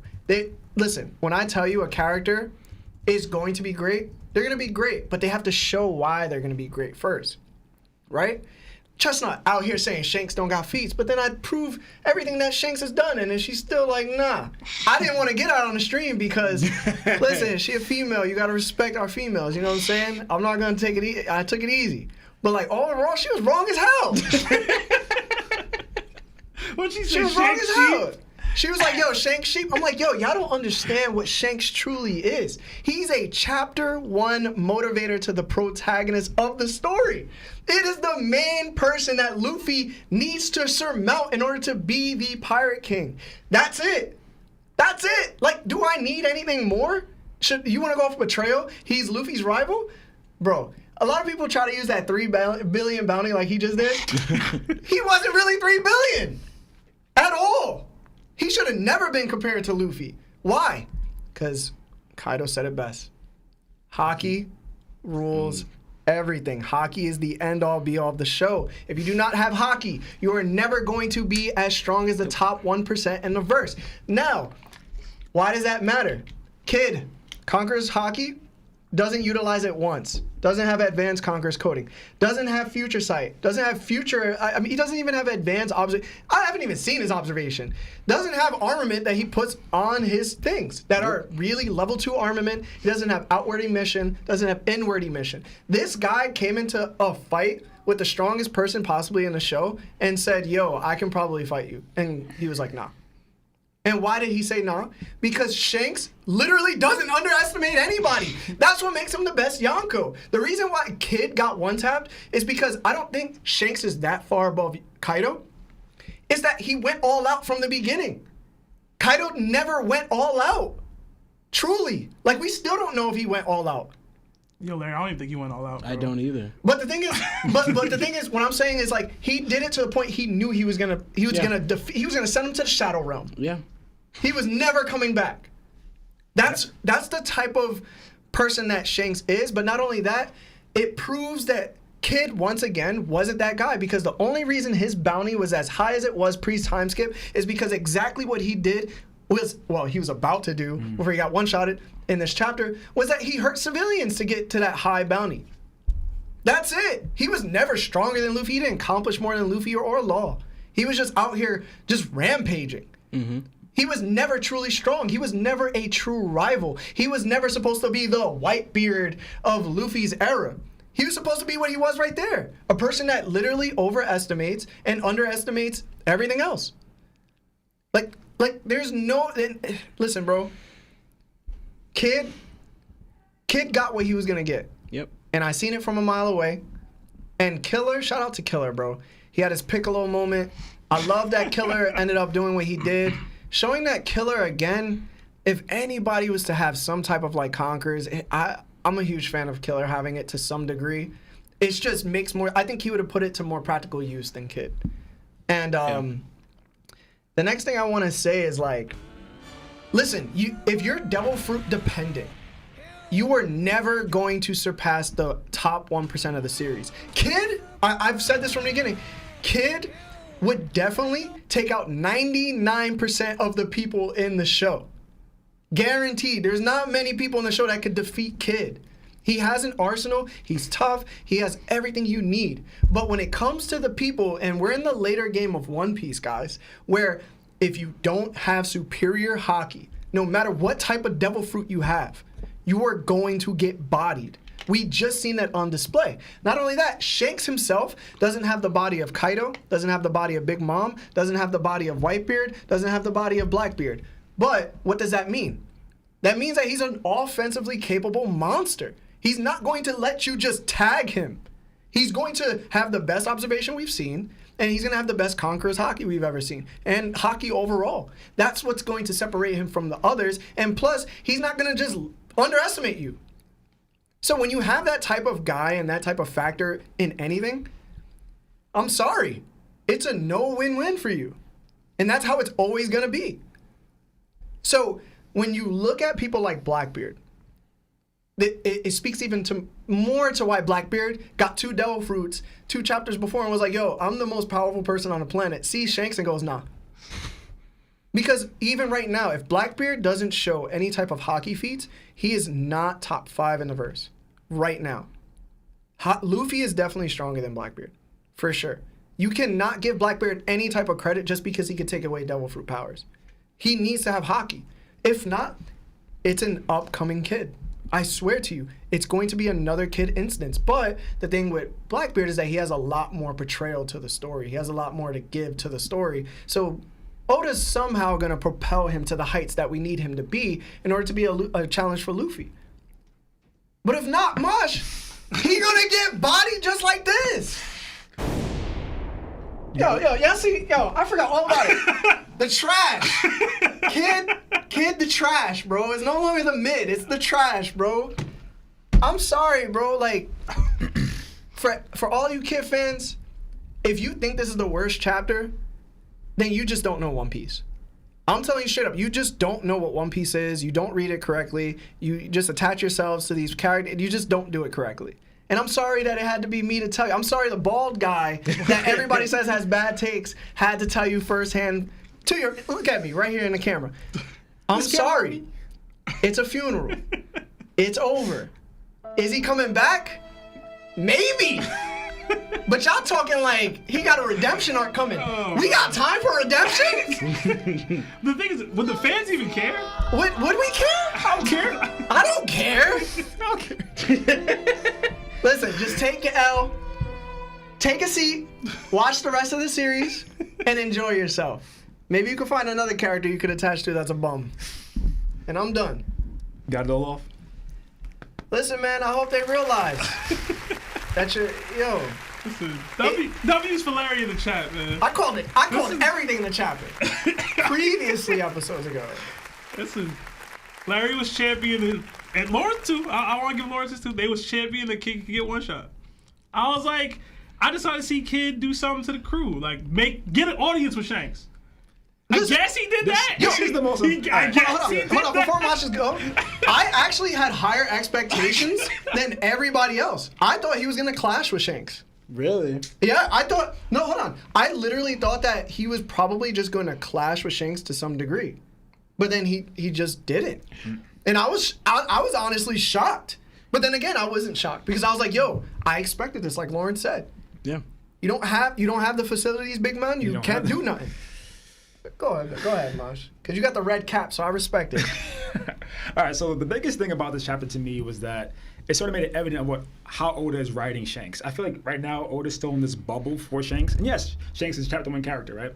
But every time Shanks is introduced, it sort of like knocks another character down a peg, right? Like we had all this hype and like all this anticipation for Green Bull. So we're like, okay, Green Bull's finally in the story, he has this nature or the forest fruit or the forest Logia fruit.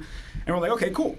And then the next minute, Shanks like not really one-shots him, but like basically deters him, sends him on his merry way. And I'm just like, all right, so now our anticipation for Green Bull is just completely out the window. And now with Kid, right? I'm not saying that I was never expecting Kid to win, like not even remotely, but I was still expecting something just to see a little bit more of what Kid could possibly be in the future, or maybe what he learned from fighting alongside Luffy, Law, Zoro, and even seeing the type of what Kid was able to do for himself and for his captain, right? But then it happens, I'm just like, why? You know, like, why do you ruin a character to this degree? And like, I know some people hate him. Like, that's cool, but at the same time, like, not you per se, but like you pointed at me. You said I hate him. I mean, not you. Your monologue said a little bit.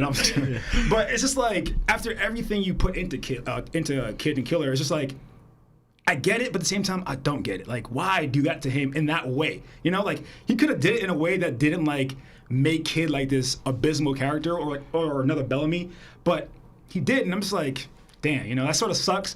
But I get it, but it sucks, you know? I don't think you get it. I'm going to be real, Mosh. This is going to be a weird take in regards to this. This is probably the best thing that could have happened. Oh, for sure. No, I agree. It is. Yeah. Because either one, he's just out of the story and we don't care no more. You know what I'm saying? Because cool. Or he actually learns like what Larry's been saying and Lawrence has been saying. Yo, you need to use your hockey, bro. You need to actively grow that. And seeing a Conqueror's hockey slash one-tap you that way, maybe you'll learn then. You know what I'm saying? And beyond that, again, he just had people around him that beyond Killer, that's not it. Heat, Wire, them other, they not it, bro. So he needed to learn that. The only other thing I want to go on, because I know there's a lot of Mihawk and Shanks debate right now, and it's super toxic. I do want to point out two things. One, Shanks using Divine Departure on Kid, he actually backhanded it, where like Roger used it forward when he did it to Odin. Odin over Kid, by the way, because Odin got his ass back up. Ho. I agree with Odin over Kid. I just don't think there was the same level of energy to the attack that they like. Roger was like, LOL, like I need to talk to you. Like Kid, Shanks was like, I'm packing this kid up because he about to wreck some people. Yeah. And one hit flush rather than the other one didn't. All I know. Plus the kickback on there was two attacks. Been done.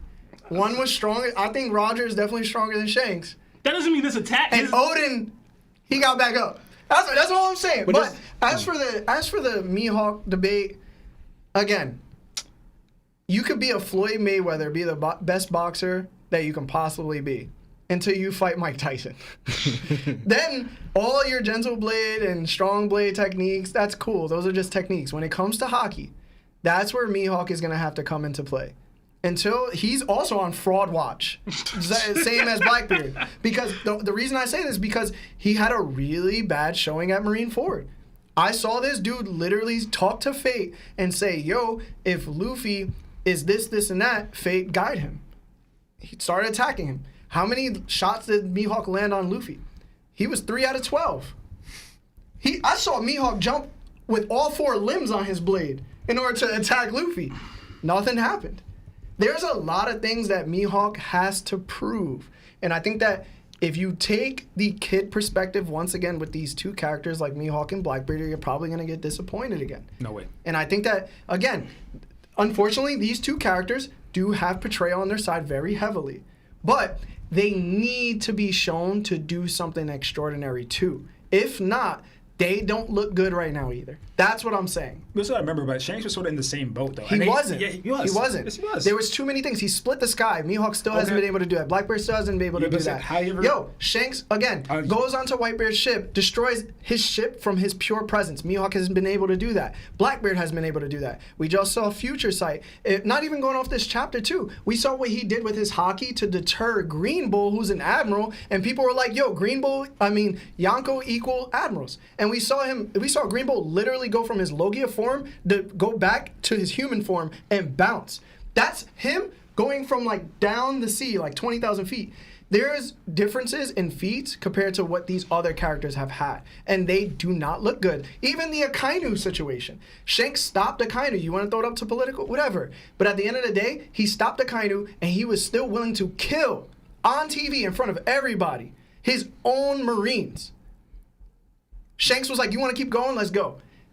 Blackbeard says he doesn't want beef with him. These are all things. Even Mihawk walked away. Like, fraud watch is happening, bro. So, are you done now? I'm done. So, with the same breath, you talked about how Shanks walked onto Whitebeard's ship. Did not Mihawk walk into Shanks' hideout by himself?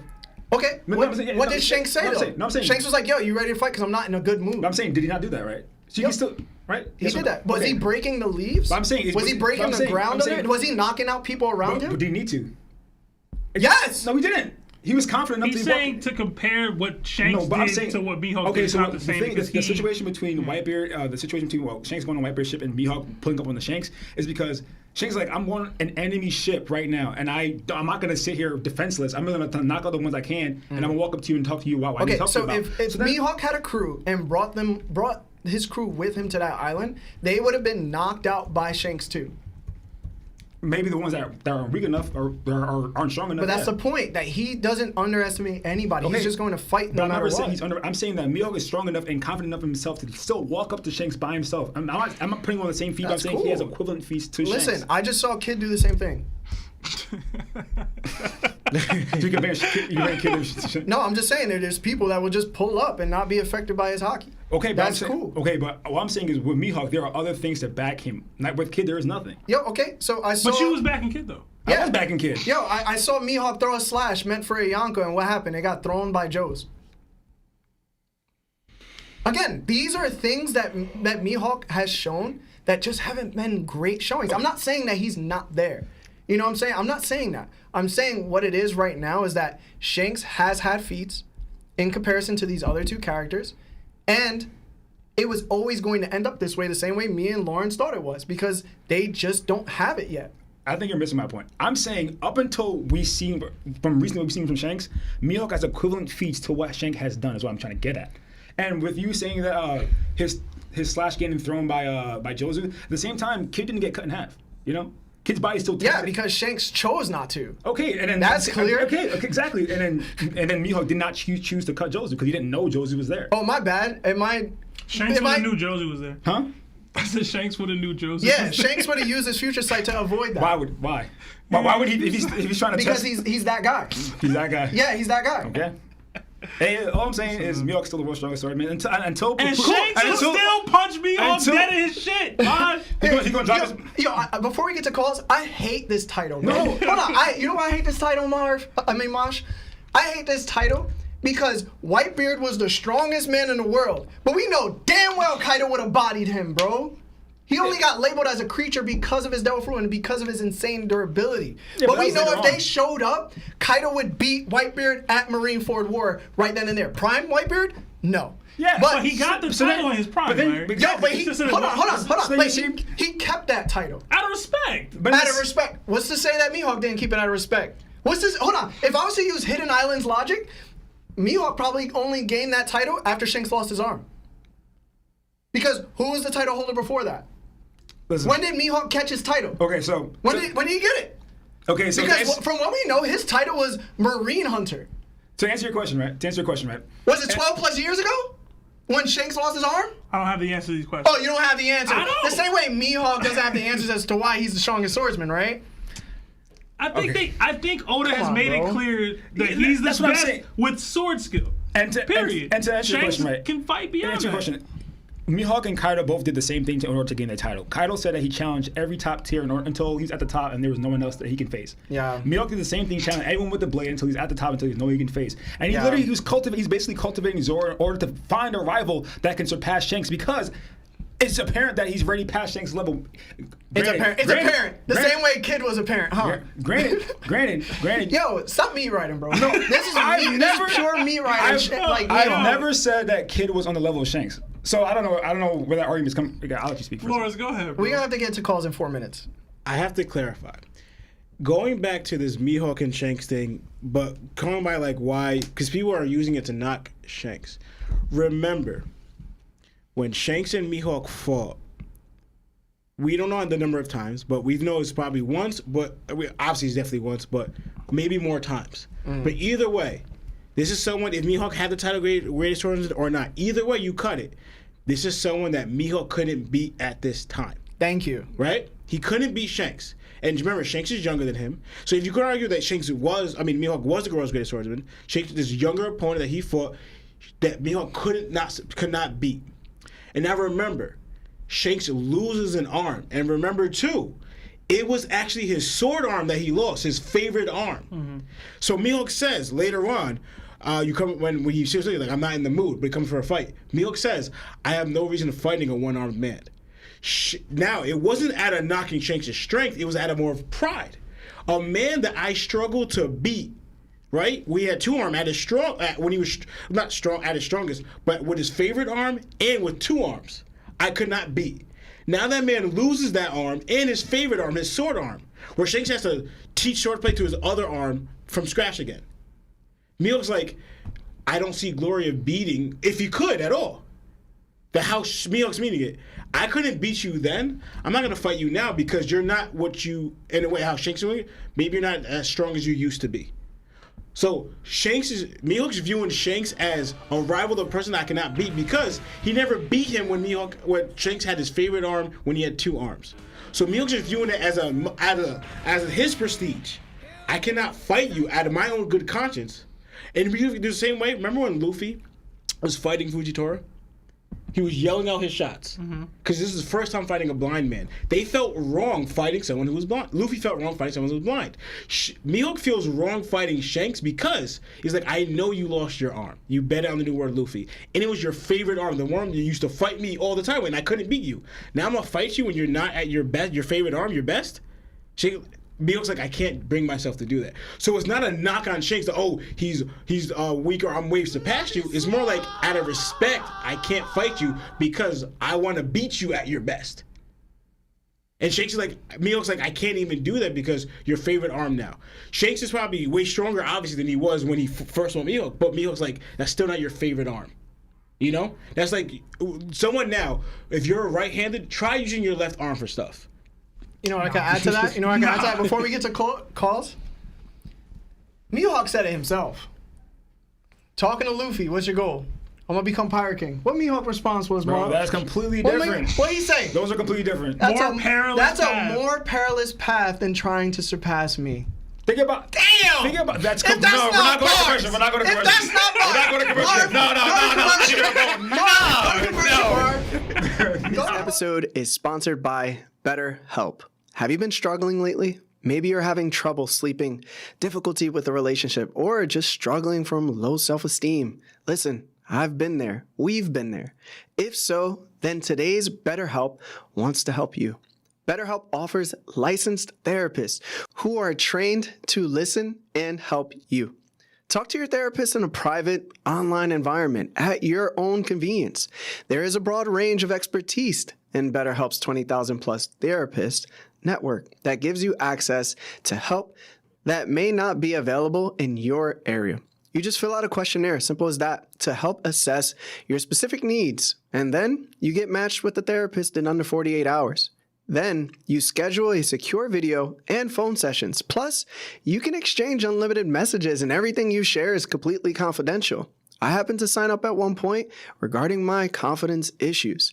Next thing you know, my confidence issues are not issues anymore. I'm doing pretty well in that area. You can request a new therapist at no additional charge anytime. Join the 2 million plus people who have taken charge of their mental health with an experienced BetterHelp therapist. Special offer goes out to all that One Piece Talk listeners. You get 10% off your first month at betterhelp.com/TOPT. That's BetterHelp, HELP.com/TOPT. Thanks again to BetterHelp for sponsoring this episode.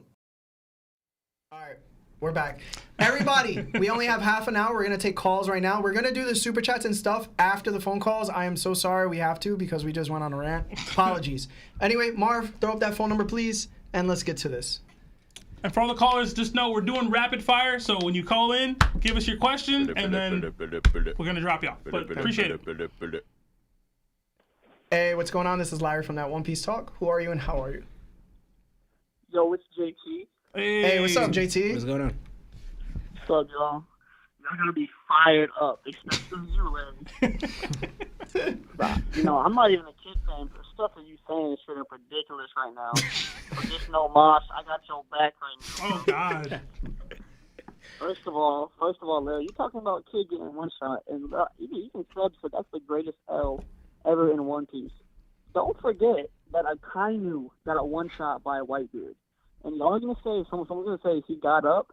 Yes. I mean, who knows that kid could have gotten up to even fall into the ocean, first of all. I guess we'll never know. He was knocked out before the ocean. Yeah. Like, he was very clearly knocked clean out. His crewmate said that he was dying. Like, Killer made a noise and Kid didn't. You know what I'm saying? Like, his crewmate, I'm pretty sure that was the doctor on the ship, was like, yo, he's dying. Yeah. So he's not moving. He's not going moving. to die. I don't know, man. I'm just saying, Akainu got one shot. Two shots. And he got up, like, within 15, 20 minutes. To be fair, Kid did take 2 shots. You counting the kickback from his own attack? The devastation would have done. It's called the counterpunch, bro. Come on, bro. It's one shot. Nah, it's one You know what's crazy? Shanks actually avoided that too. It's like he hit it, exploded, and he like jumped back in order to. Probably with his hockey. Shanks is Shanks, bro. JT, you good, bro? Yo. We just gotta. Bro, I'm fantastic, bro. All right. Thank you, JT. Appreciate You know the what? call, man. You know what? As much as I hate Kid, man, I'm just glad to see Shin take an L. But for my question, it said that Kid, the Kid Pirates are eliminated. Do y'all really think that this is the end of all the Kid Pirates, or will we see a return? No. I don't think it's the end. I don't think it's the end either. I kind of hope it's the end, honestly. Damn, Lawrence. I don't. I think that whole them fighting the Gorosei, so like because now the Gorosei are planets and now supernovas destroy stars and suns are stars. I think that's going to be a situation where they some of the supernovas actually are the reasons why they overjump or take down the Gorosei. Like how Law possibly, because he wants to find the will of D, and then basically that's sort of like counterintuitive to what the Gorosei want. Maybe Kid coming back and teaming up with Law again because we know that he needs it, but yeah, who knows, man. Yeah. But what about you, JT? I mean, like my space, or I think it might have been Lawrence that just said, yeah, I kind of hope it's the end. I don't really like Kid in the story at all. Oda's trying to paint him as some sort of like rival to Luffy. That's just ridiculous. He's not a rival to Luffy. He's not even a rival to Law at this point. I mean, he's trash. I want to see another story, but I think he could get back. We've seen it at Sabayodi, but that's the main character. So, I guess we'll just wait and see. All right. Thank you, JT. Appreciate you, brother. See y'all later. Enjoy. Later. Have a good night. Too. Thanks for calling. It's my dog, JT, man. Yeah. All right. Next call. Let's get it. Hey, what's going on? This is Lyre from that One Piece Talk. Who are you and how are you? My name is Andrew. I just want to say I just really love the channel. I'm a new subscriber. Oh, thank you so much. I appreciate that, man. Thank you for calling in, by the way. Yeah, nice having you. Oh yeah, no problem, man. What's I just got like a little theory idea in just regarding the Blackbeard. And if Blackbeard and York are working together, do you think that Blackbeard would try to get the brain fruit? I think this is a like, question for Mosh, right? I don't think he would, because the brain fruit isn't giving you information. It's just being able to store the information without forgetting. Where I think him getting access to York is better because he has access to all the information that's already in Punk Records, plus York being able to not only access it, but also be smart herself. So I don't think the brain fruit would be beneficial for him at all. Okay, I see. That is a good one, though. Yeah.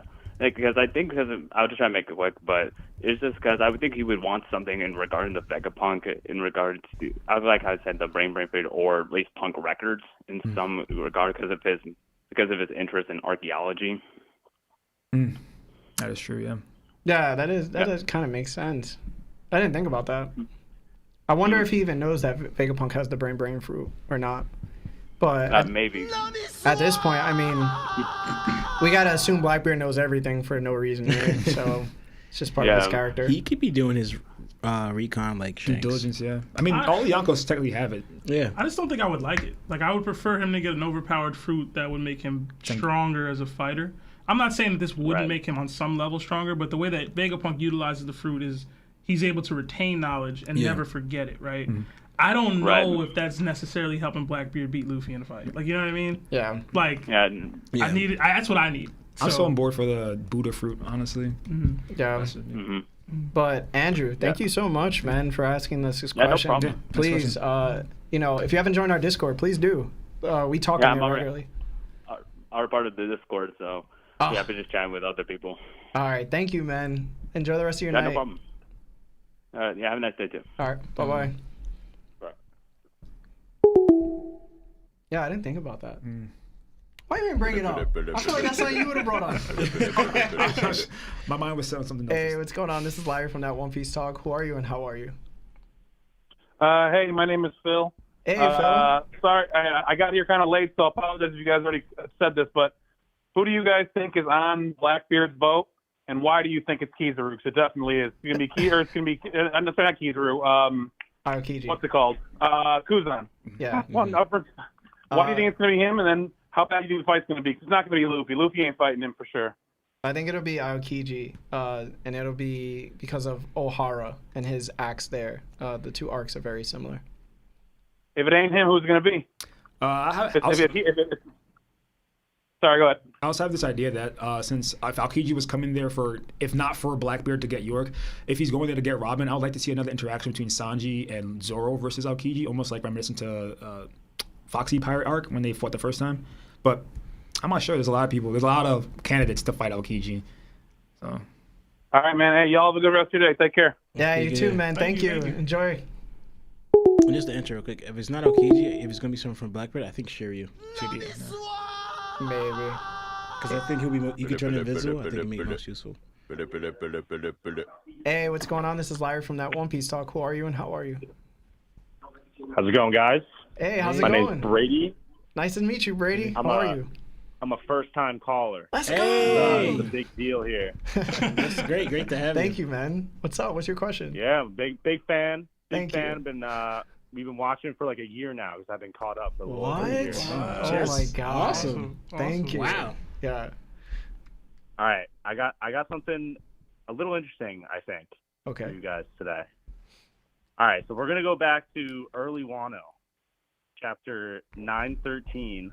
Okay. If you can recall, Basil Hawkins in their fight with Zoro and Luffy, he mentions the probability of you being alive at the end of this month is 19%. So it was a little detail, but in the One Piece timeline, it's supposedly been just about a month where we're at right now. So I just want to know your guys' thoughts on that.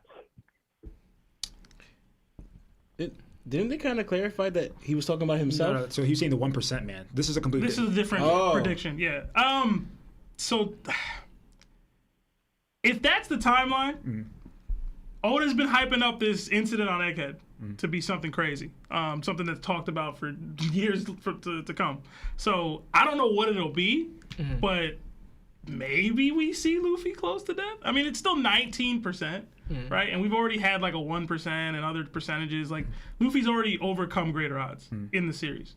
So I think it could just be whatever happens on Egghead pushes Luffy to look like he might die, or Zoro and Luffy to look like they might be in a position that they're gonna die. But one, they're the Straw Hats. Two, they've overcome greater odds. Like I feel like even the Buster Call situation was very high odds that they would die. I don't know about 80%, but you know, it could just be simple him against Kaido because he kind of technically did. No, so they're saying that based on the timeline, like the amount of time that's actually elapsed. Okay. This right now is closer to 1 month because even with the Kaido situation, like I think 2 weeks passed in Wano. Yeah, but I'm saying technically it's like within the month though. So him and Zoro sort of died. You know, they came. I think I'll tell you the truth. I just think that Luffy's too equipped right now to be in any type of danger ever. Like unless it's like the top tier opponents, really. Like Kizaru has to come into play and he has to like show out like completely. And I think that there's nothing on the island right now that can take on Luffy. Luffy can create a fist the size of Onigashima, which is probably the same size as like Egghead. There's not much anybody can do if he just decides to do that. Plus, he has the ability to manipulate matter itself and turn anything into Toon World. He could probably even turn water into rubber. I'm gonna keep it a stack. Like, there's so much that he can do and get away with that it would only make sense to me. The only reason if Luffy doesn't survive is if the Zoan ability takes over, like I've been saying, that's probably been happening. Where, like, he hasn't been able to control it at certain points, where it just pops out. I think if the Zoan interrupts his mindset while being in these dangerous positions, is probably not best for him. That's the way I see him going out. You know what's interesting? I was thinking about, like, how do they count dying? Like, because, you know, Luffy basically died and came back. Zoro technically died and came back. Like, if Aokiji is the one on the boat, like, would him freezing them, like, time capsule, would that be death? Like, because his heart would stop because he'd be frozen? Saul's still alive, bro. No, I'm saying Saul's still alive. I'm saying time capsule, but, like... You're just saying by the definition of what Hawkins is saying. Yeah, because, like, Saul basically, to us, he was dead, but... Yeah. Because his heart stopped because he was frozen, but he sort of came back afterwards. So. Hawkins couldn't even predict to do the right move, bro. Yeah. So I'm not trusting him with nothing. Bro, but Oda did Hawkins dirty. Yo, but how about you, man? You know what? I don't know. With everything going on right now at Egghead, I feel like things are getting a little chaotic real fast. So, but I like it. I like it. Yeah, I like it too. All right, I got one last quick thing that a lot of my friends are heated about. I think S Hawk beats King. I just want to know your guys' thoughts on that. Absolutely not. Stay off the weed. I'm gonna say no. Bugging. I'm You gonna say are no. bugging if you take. Yeah, this is where the king disrespect and cat disrespect comes in. Always happens, bro. I do not understand it, bro. Like, why do people always gotta disrespect king and cat, bro? Like, That's what I've been saying. Dude, all right. Only reason I'm saying that is because, look, like, right off the rip, right? Yeah. All the Seraphim, they got that Lunarian DNA. Mhm. They got that defense. yup. On top of that, with at least we're looking at 𝑆_HAWK in particular, right? Mhm. He's got 𝑚IHAWK's genes, we're assuming. And then he's got the Lunarian flames on top of all that. And I don't know what's going on with that blade of his. It looks a lot like 𝑚IHAWK's sword, but Yeah. they haven't really explained that too much. Mhm. You But want me to I don't put know, in? man. All those factors I into got it. consideration, I feel like he takes king. Nice. All right, so That's my opinion. okay, so your opinion is the same as kid swimming in the ocean right now. Listen, 𝑆_HAWK doesn't have 𝑚IHAWK's willpower. Whatever 𝑚IHAWK has, conquerors-wise, armament-wise, we know that right now the Seraphims have not shown any hockey. So you can throw that out the window. 2, the Yoru sword that 𝑆_HAWK has isn't black. So if we want to give any credit to 𝑚IHAWK, if he did turn his blade black, we just know for sure that that blade isn't black. So we have to assume already that he doesn't have a stronger blade. Okay, fair enough. Thank That's you. true. All right. You guys are right. Yeah, I know. I- Most of the time I am. I also gotta pay. I gotta pay tribute. I really like how they brought back Dosbone's fruit with 𝑆_HAWK though. I thought that was sick. Yeah, it was nice. But thank you for calling, man. Appreciate you, bro. Of course. And whoever's in the course. back, tell them I said thank you too. I will. All right. Well, love you guys. We're always tuning in. So you'll see us in the chat and everything. So All thank right. you guys. Thank you. Awesome, Much thank love, you. man. Appreciate that. Enjoy your night. You even mentioned Of course. Conqueror's You Hockey. too. Bye bye. Huh? You didn't mention Conqueror's Hockey either. What do you mean? It took Zoro using Conquerors even. Oh, I feel like I don't even need to mention that. Yeah, bro, King taking it. Yeah. Hey, what's going on? This is Larry from that One Piece Talk. Who are you and how are you? Yo, what's up? It's Max. I just wanted to ask you guys, what are you guys thinking about the Kobe situation going on right now? Mosh, you want to take it? Yeah, I think Blackbeard is sort of using Kobe as a bargaining chip right now, just like how he did with Ace. Him capturing Kobe makes no sense unless we get more about the Rocky Port incident and the relationship between each other, because we know Kobe aided Blackbeard in taking down an ex-Rocks pirate in Wang Ji. But I think he's sort of trying to bait out other people, and that could be actually be Garp for some whatever reason, or maybe even him taking down Law next would also bait out possibly Sengoku. But I think right now Kobe's definitely a bargaining chip, and the fact that Crossgill is collecting bounties, I think that might be play into a factor as well. But Yeah. What do you think, bro? Well, you guys think Garp is the only Marine coming for Kobe? You don't think he's got his bros with him, you know? Oh, like sword? As long as Bogart there, we Bogart, good. yeah. You feel Oh, me? man. Yo. Just bring I will- Bogart in. I will do anything to see Bogart stunt at this point because I feel like there's so much potential for his character. oh yeah, for sure. Who would he fight? Imagine he fights shitty. Like he's And he invisible. just body He's shoot invisible. you? Like, no, you're right there. Yo. Bogart, my guy, bro. Y'all know that. Yeah. With this, No, because since Garp acted on his own, I don't. Aside from Kobe's friends, that's all he's coming with. Because they're focused on Egghead and other things going on, and Garp kind of got no permission to do it. So most of them kind of follow what the Marines say, except for Garp. He does whatever he wants. So I don't think he's rolling with anyone except for the ones that actually want to go out and save Kobe themselves. Yeah. he rolling up on Blackbeard with Helmeppo. Yo, He's just different, bro. shout out to Helmeppo for real. being down to go. Yeah. He's like, Was he down? Yeah, Yeah, he's down. he was He was asking for them to go. Was he down to go? No, he said, himself? he said, give me some Yeah. Seraphim so I can go. Okay. Yeah. Okay. Yeah. Shout out I to mean, him. Bogart trained both Kobe and Helmeppo, so he has That's true. just as much reason to be there. Yeah, that's true. Yeah. Yeah, yo, it's gonna be crazy, and it would be dope to see just how great Bogart just performs, in my opinion. I mean, he's second. It's always the God Valley incident, right? For me, it's like, all right, if Roger's bringing Scopper and Rayleigh and it's like, okay, so who's Garp bringing? Well, Garp is probably bringing his second best man. It's gonna be Bogart. Now, who are these 5 people fighting? Yeah. Imagine we saw Aokiji and Bogart just clashing swords. Yeah, it'd be crazy, bro. That'd be dope. That'd be dope. He probably trained Aokiji, if we're being for real. Like, Honestly, there is a good possibility of that as well. Unless Z's not. Zephyr was the guy who trained him, right? But Zephyr was Aokiji canon, right? Yeah. I mean, Did he show up in the manga? no, Like on the cover or something? he didn't. No? No, but they said Aokiji was under Garp at one point, so he was. Yeah, he was. Yeah. But thank you, Max. Appreciate you, brother. no problem. I'm just I got Bogart over the kid. finally. Yeah, I know, man. Everybody's been calling, but thank you so much. No problem, bro. All right, talk to you later. See you. See ya. Oh man, was that I think so. was that Wolf Max? I think so. I think about it. Why is? Oh my god. Hey, what's going on? This is Larry from that One Piece Talk. Who are you and how are you? Hey, it's Jay. Hey, what's doing up? well, thanks. How's everything, man? Good. I just I'm kind of new to watching you guys' stream. I like it. The content you guys got going is really good. Thank you. Thank you. Yes, Love hearing that. appreciate Yeah, thank you, man. What's your question? And welcome. My question was, so I know that Kid might get a buff after this whole Shanks thing, but do you What? think Killer? Wait, what? Hold on. You just went like 3 steps. You saying that Kid is gonna get a buff? After you think Kid's just gonna get laid down off the story? You don't think he's gonna come back at any time? Can you give me an idea of how he getting up from the seafloor? Maybe like Shank's gonna get him.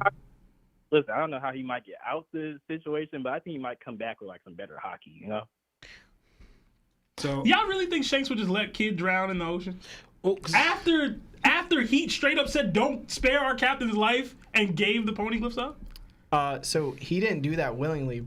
Broggy and Dory were already winding up. no, I'm just, but I'm saying thing the is- kid and Killer is in the ocean, right? Like he's not just gonna like, sucks to suck, bro. But the thing is with that, right? He never said he was gonna spare his life. Yeah. They begged him for the Poneglyph in exchange for Poneglyph, but Shanks didn't say no. He just took it and Shanks left. showed that he's an honorable man, bro. No, he's he not just- just gonna let him die like that. Kid was about to murder his In chapter people. 1, he Yeah. didn't even blink. Listen, Yeah, it's not the same. remember Shank's attitude. Like, remember, we're not playing pirates out here. Shanks understands what the pirate life is, and remember, his crew member killed that one dude. This isn't even his question. Okay, for Killer, I made a video about it. So Killer's name actually stands for like elephant or like scythe wielding elephant, and I think that and actually Oda drew Killer having like a elephant smile. I think that the way things are going, I think Killer can will himself to actually have an ability with the devil fruit smile that he has. It's going to be zone related, but I think that might be the power for him. That's the only one I can really see. Listen, right? y'all can keep hoping, bro. It's not The happening. thing is, I do think he'll get some sort of buff or whatever. He's never going to be a player for the One Piece. His buff is gonna You know what I be mean? him surviving. We talking about Killer or Kid? Killer. You're supposed to be He doing said Killer. both. Yeah, I or think. both? Yeah, I said But Killer. either way, it's like, so the reason why I say that something will happen is that he has the burn face scar, man, whatever Yeah, it is. he's going to- There's some story element here that's still to play with Kid. Come on, bro. It's Oda did that. Yeah, that's that's Oda, bro. He did that. What do you think, bro? I'm not sure, honestly. Like I'm leaning towards like Kid. Okay, Kid probably won't. You know, he probably will get a little like Conqueror's hockey buff, something like that. But Killer, I was never too sure. I was like, I hope he does because he's the second in command. I would hope. Yeah, man, you could keep hoping. It might come true. It might not. Nah, Kid doesn't have that quality to draw other conquerors to himself. That's what they showed. I was gonna explain it. Yo, Mosh, what did you say earlier About what? about the L? What does it stand for? Let it go. You let it go. Yeah, you gotta let it go, man. man. Gotta let it go. But thank you so much for calling, bro. I really appreciate it. Yeah, you guys take care. Yeah, you take care too, man. Have a good night. You too. I can't believe people are still like hopeful like this, bro. Like I get it, like he may come back, but He's not gonna be a player for the One Piece. hey, what's going on? This is Larry from that One Piece Talk. Who are you and how are you? Hi, it's just Barnes. Bars. Oh, what's up, Barnes? Yo, don't hang up on Bars. Yo, this time, I'm not even Larry. speaking, bro. Yeah, we'll try. I'm We're not gonna try and speaking, make bro. it this call, all right? I'm not We're gonna speaking. try and make it. What's your question, Barnes? Yo, first and foremost, I hope all the kid pirates drowned and never come back. Second, my question: considering there was some Mihawk slander, and Mihawk is on Fraud Watch, I just wanted to run a theory past you guys that might explain some of his problems. His lack of feeds. You can say that. there's a theory on TikTok that about how you make black blades. The theory is that to make a black blade, you have to give all your Conqueror's Haki to the sword. And then by doing that, you basically have an indestructible, perfect blade that sort of has Conqueror's Haki abilities in it. But you lose the abilities. You lose the abilities of a Conqueror's Haki user who didn't put his Conqueror's Haki into the blade. So you can't do what Shanks did. You can't like knock people out, and you can't like break Whitebeard's ship anymore. And that might be how people made black blades, and it would make sense why so few people have gotten black blades, because they don't want to make that trade-off, and they're not as dedicated to the craft of swordsmanship. You know So why? what do you guys think? You know why I love that? Because if Mihawk put that blade down and throw those hands, he ain't gonna be ish, bro. But go ahead, Mosh. I was saying that would be terrible. Like, when I think about it, because Damn. Because blades are already ranked, right? And the only plus right now, especially for a black blade, is just increasing the grade of it, right? And Yoru is already a supreme grade. In a sense, if he's just going to give all his conquerors to that blade, it would just be better to find a swordsmith or a blacksmith to create a supreme grade blade. And it's Mihawk, the world's strongest swordsman. I think the blacksmith would love to create a blade for the world's strongest swordsman. So I don't think giving all your conquerors Haki, making yourself essentially weaker, would be better just by getting a stronger blade. So I don't think that would make much sense. That's me personally, though. And just to add two things, and they showed it with Ryuma, how we got a more detailed explanation of like a black blade is like you're forging it black. And which, for the example we showed with Anwano with Zoro when he was like explaining it, is like swords are meant to be conquered. You know, to me, why I don't really see it is because if you're giving it all and then you lose it, you didn't really conquer it. You know, you kind of just let it take it from you. So you kind of lost something. Yeah, you gained an indestructible blade, but you lost something from yourself. Is that really conquering something? And did you forge it? No. By anyway, like someone said, like bending the sword to your will, because the sword's in a way the pen is gonna test you. So in a way, you're bending the sword to your will. Like, no, I am your wielder. I am your master. You are my blade. You know. So you forging it blade back is you conquering the blade and bending it to your will and mastering the blade. So I think that's more of like how you forge it black and how you get a black blade than you losing your conquerors into it, especially if it's how conquer is supposed to be your will. They kind of shows like especially One Piece, your will's supposed to be never ending, as strong you are. So I don't see, that's why I don't see it in a way. Yeah. Do you agree with it, Barnes, or no? Do I agree? I think y'all are right. It wouldn't be a great way to have black blades forged. I just thought it was an interesting. I thought Oda might actually right. I think it's a possibility though. Yeah. Yo, do you still believe in KKG or not? CKC. KKG. What's KKG? Kid kind of good. Was that Barnes? Oh, bruh. Stop playing. All I have to say is Monkey D. Shin and Mosh. I have a little message for y'all. Listen, welcome to free agency. There are other pirate groups to pay for out here. I'm sure somebody will sign y'all. Y'all are really smart dudes, but them Kid pirates. Yo, Seb, I don't want to see Kid or none of them in the DDT, bro. Yo. We can't use these characters. Right, we can't use these characters, bro. Right. Come on now. Barnes, we got to get to one more call, but thank you so much, Barnes. Thank you. All right. See ya. See ya. Yeah, I got Mosh punching the air right now. I got keys with me, that's it. I'm banging. All right, one more call, Marv, and then we're going to do the super chats really quick. There we go. Hey, what's going on? This is Larry from That One Piece Talk. Who are you and how are you? Yo, my name is James. I'm doing pretty good, man. Oh, you're the one with the audible chocolate, bro. Oh my god. What's up, man? Yeah, this is a real voice. Mosh is like, is this real? What's up, man? Nothing much. I just wanted to bring up a completely different topic. Just go completely left field. But I want to talk about certain characters like Funkfried, like items that eat devil fruits, right? You know what I'm saying? So I've had a few questions. Like, obviously you can't feed a devil fruit to like some sea prism stone or anything. But do you think you could feed it to a poneglyph and have it like, then just be indestructible, like an indestructible pet? Yeah. Yeah, Yeah, I would 'cause I agree. was thinking something like that. Yeah. Yeah, like the only thing that would be able to topple that is hockey, right? Because there's certain people that could write on the poneglyphs, but I think that's also like a certain type. That's the reason why Wano does Rio. It's probably because it's a descendant of hockey from their predecessors who wrote on the poneglyphs. That's the only way they could write on it. So I never even thought about that. I'm thinking about it. I mean, yeah, I mean, because essentially, like, the poneglyphs does have a will of its own with the voice of all things. We can hear it, but I don't think it would clash with another devil fruit. I don't think it would. So I think it's possible it could. But also too, I gotta go back to because I know Lon knows more about it because he was looking into it.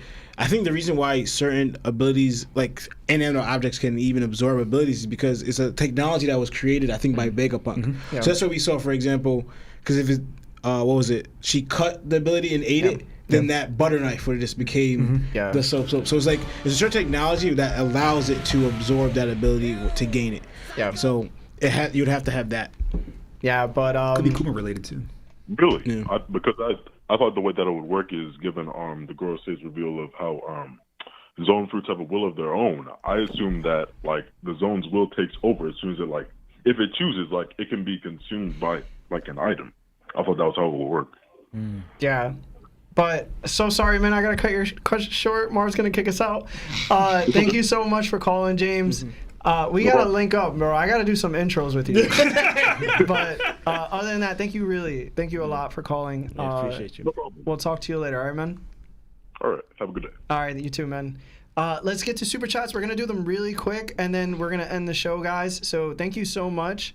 If you haven't liked the stream already, please like the stream. But Seb, let's go to the super chats really quick. All right, hopefully I got all these. I doubt I did. But we got a $2 super chat from Strahd. It says, sounds like hate is in the air. We got another $2 super chat from Nick Quavo. W chapter, W chapter, W chapter in response to Shin's L chapter, L chapter, L chapter. We got another $2 super chat from James Hudson. It says, drink your water because Shin is bringing the salt. We got another $2 super chat from Shin. It says, we can keep going. L chapter, L chapter, L chapter.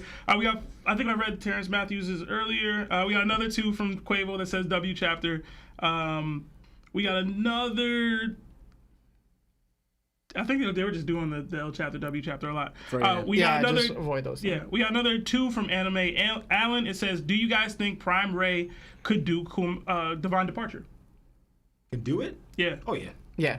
Prime Ray Leaf? Yeah. Yeah. I'm gonna say no. Of course you would. We can't all say yes. We got another $2 super chat from Mr. Bushido56. It says, Kara will show up in the next 10 chapters. Bet. We'll see. I'm into furry, so yeah. We got another 2 from Strahd. It says that comment made Lur hot. So when you were taking off your jacket. We got another 220 from Paulo Diaz. It says, shout out from Brazil. Your podcast is amazing. Oh, wow. Thank you. you. That's awesome. crazy. Shout out to Brazil, bro. Yeah. Awesome. We got another 2 from Strahd. It says, Lur sizing up Mosh right now. We got another 2 from JT. It says, weekly shout out to my boy Lawrence, hashtag Lawrence Cult. Yo, what is going on? Why do we have a Lawrence cult, bro? My name come up. We got another 3-month membership from Mr. Bushido56. It says, kid is the new underdog now. Gonna get trained. I think I read that one, actually. Yeah, we got another $10 from Anthony's crew. It says, do you guys think Zoro will need to unlock Future Sight to defeat Mihawk? Since he's the clairvoyant, hot take, Green Bull is the strongest admiral when he pulls out his black blade. Yes. You had us in the first half. Yes. Yes for the first one. Yes to- No to the second one. Yeah, yes and no. Yes. We got another $5 from Brian Q. It says, all I'm going to say is when Law brought up fighting Yonkos, Luffy was like, long as it's not Shanks first. Luffy knew that crew was OP. We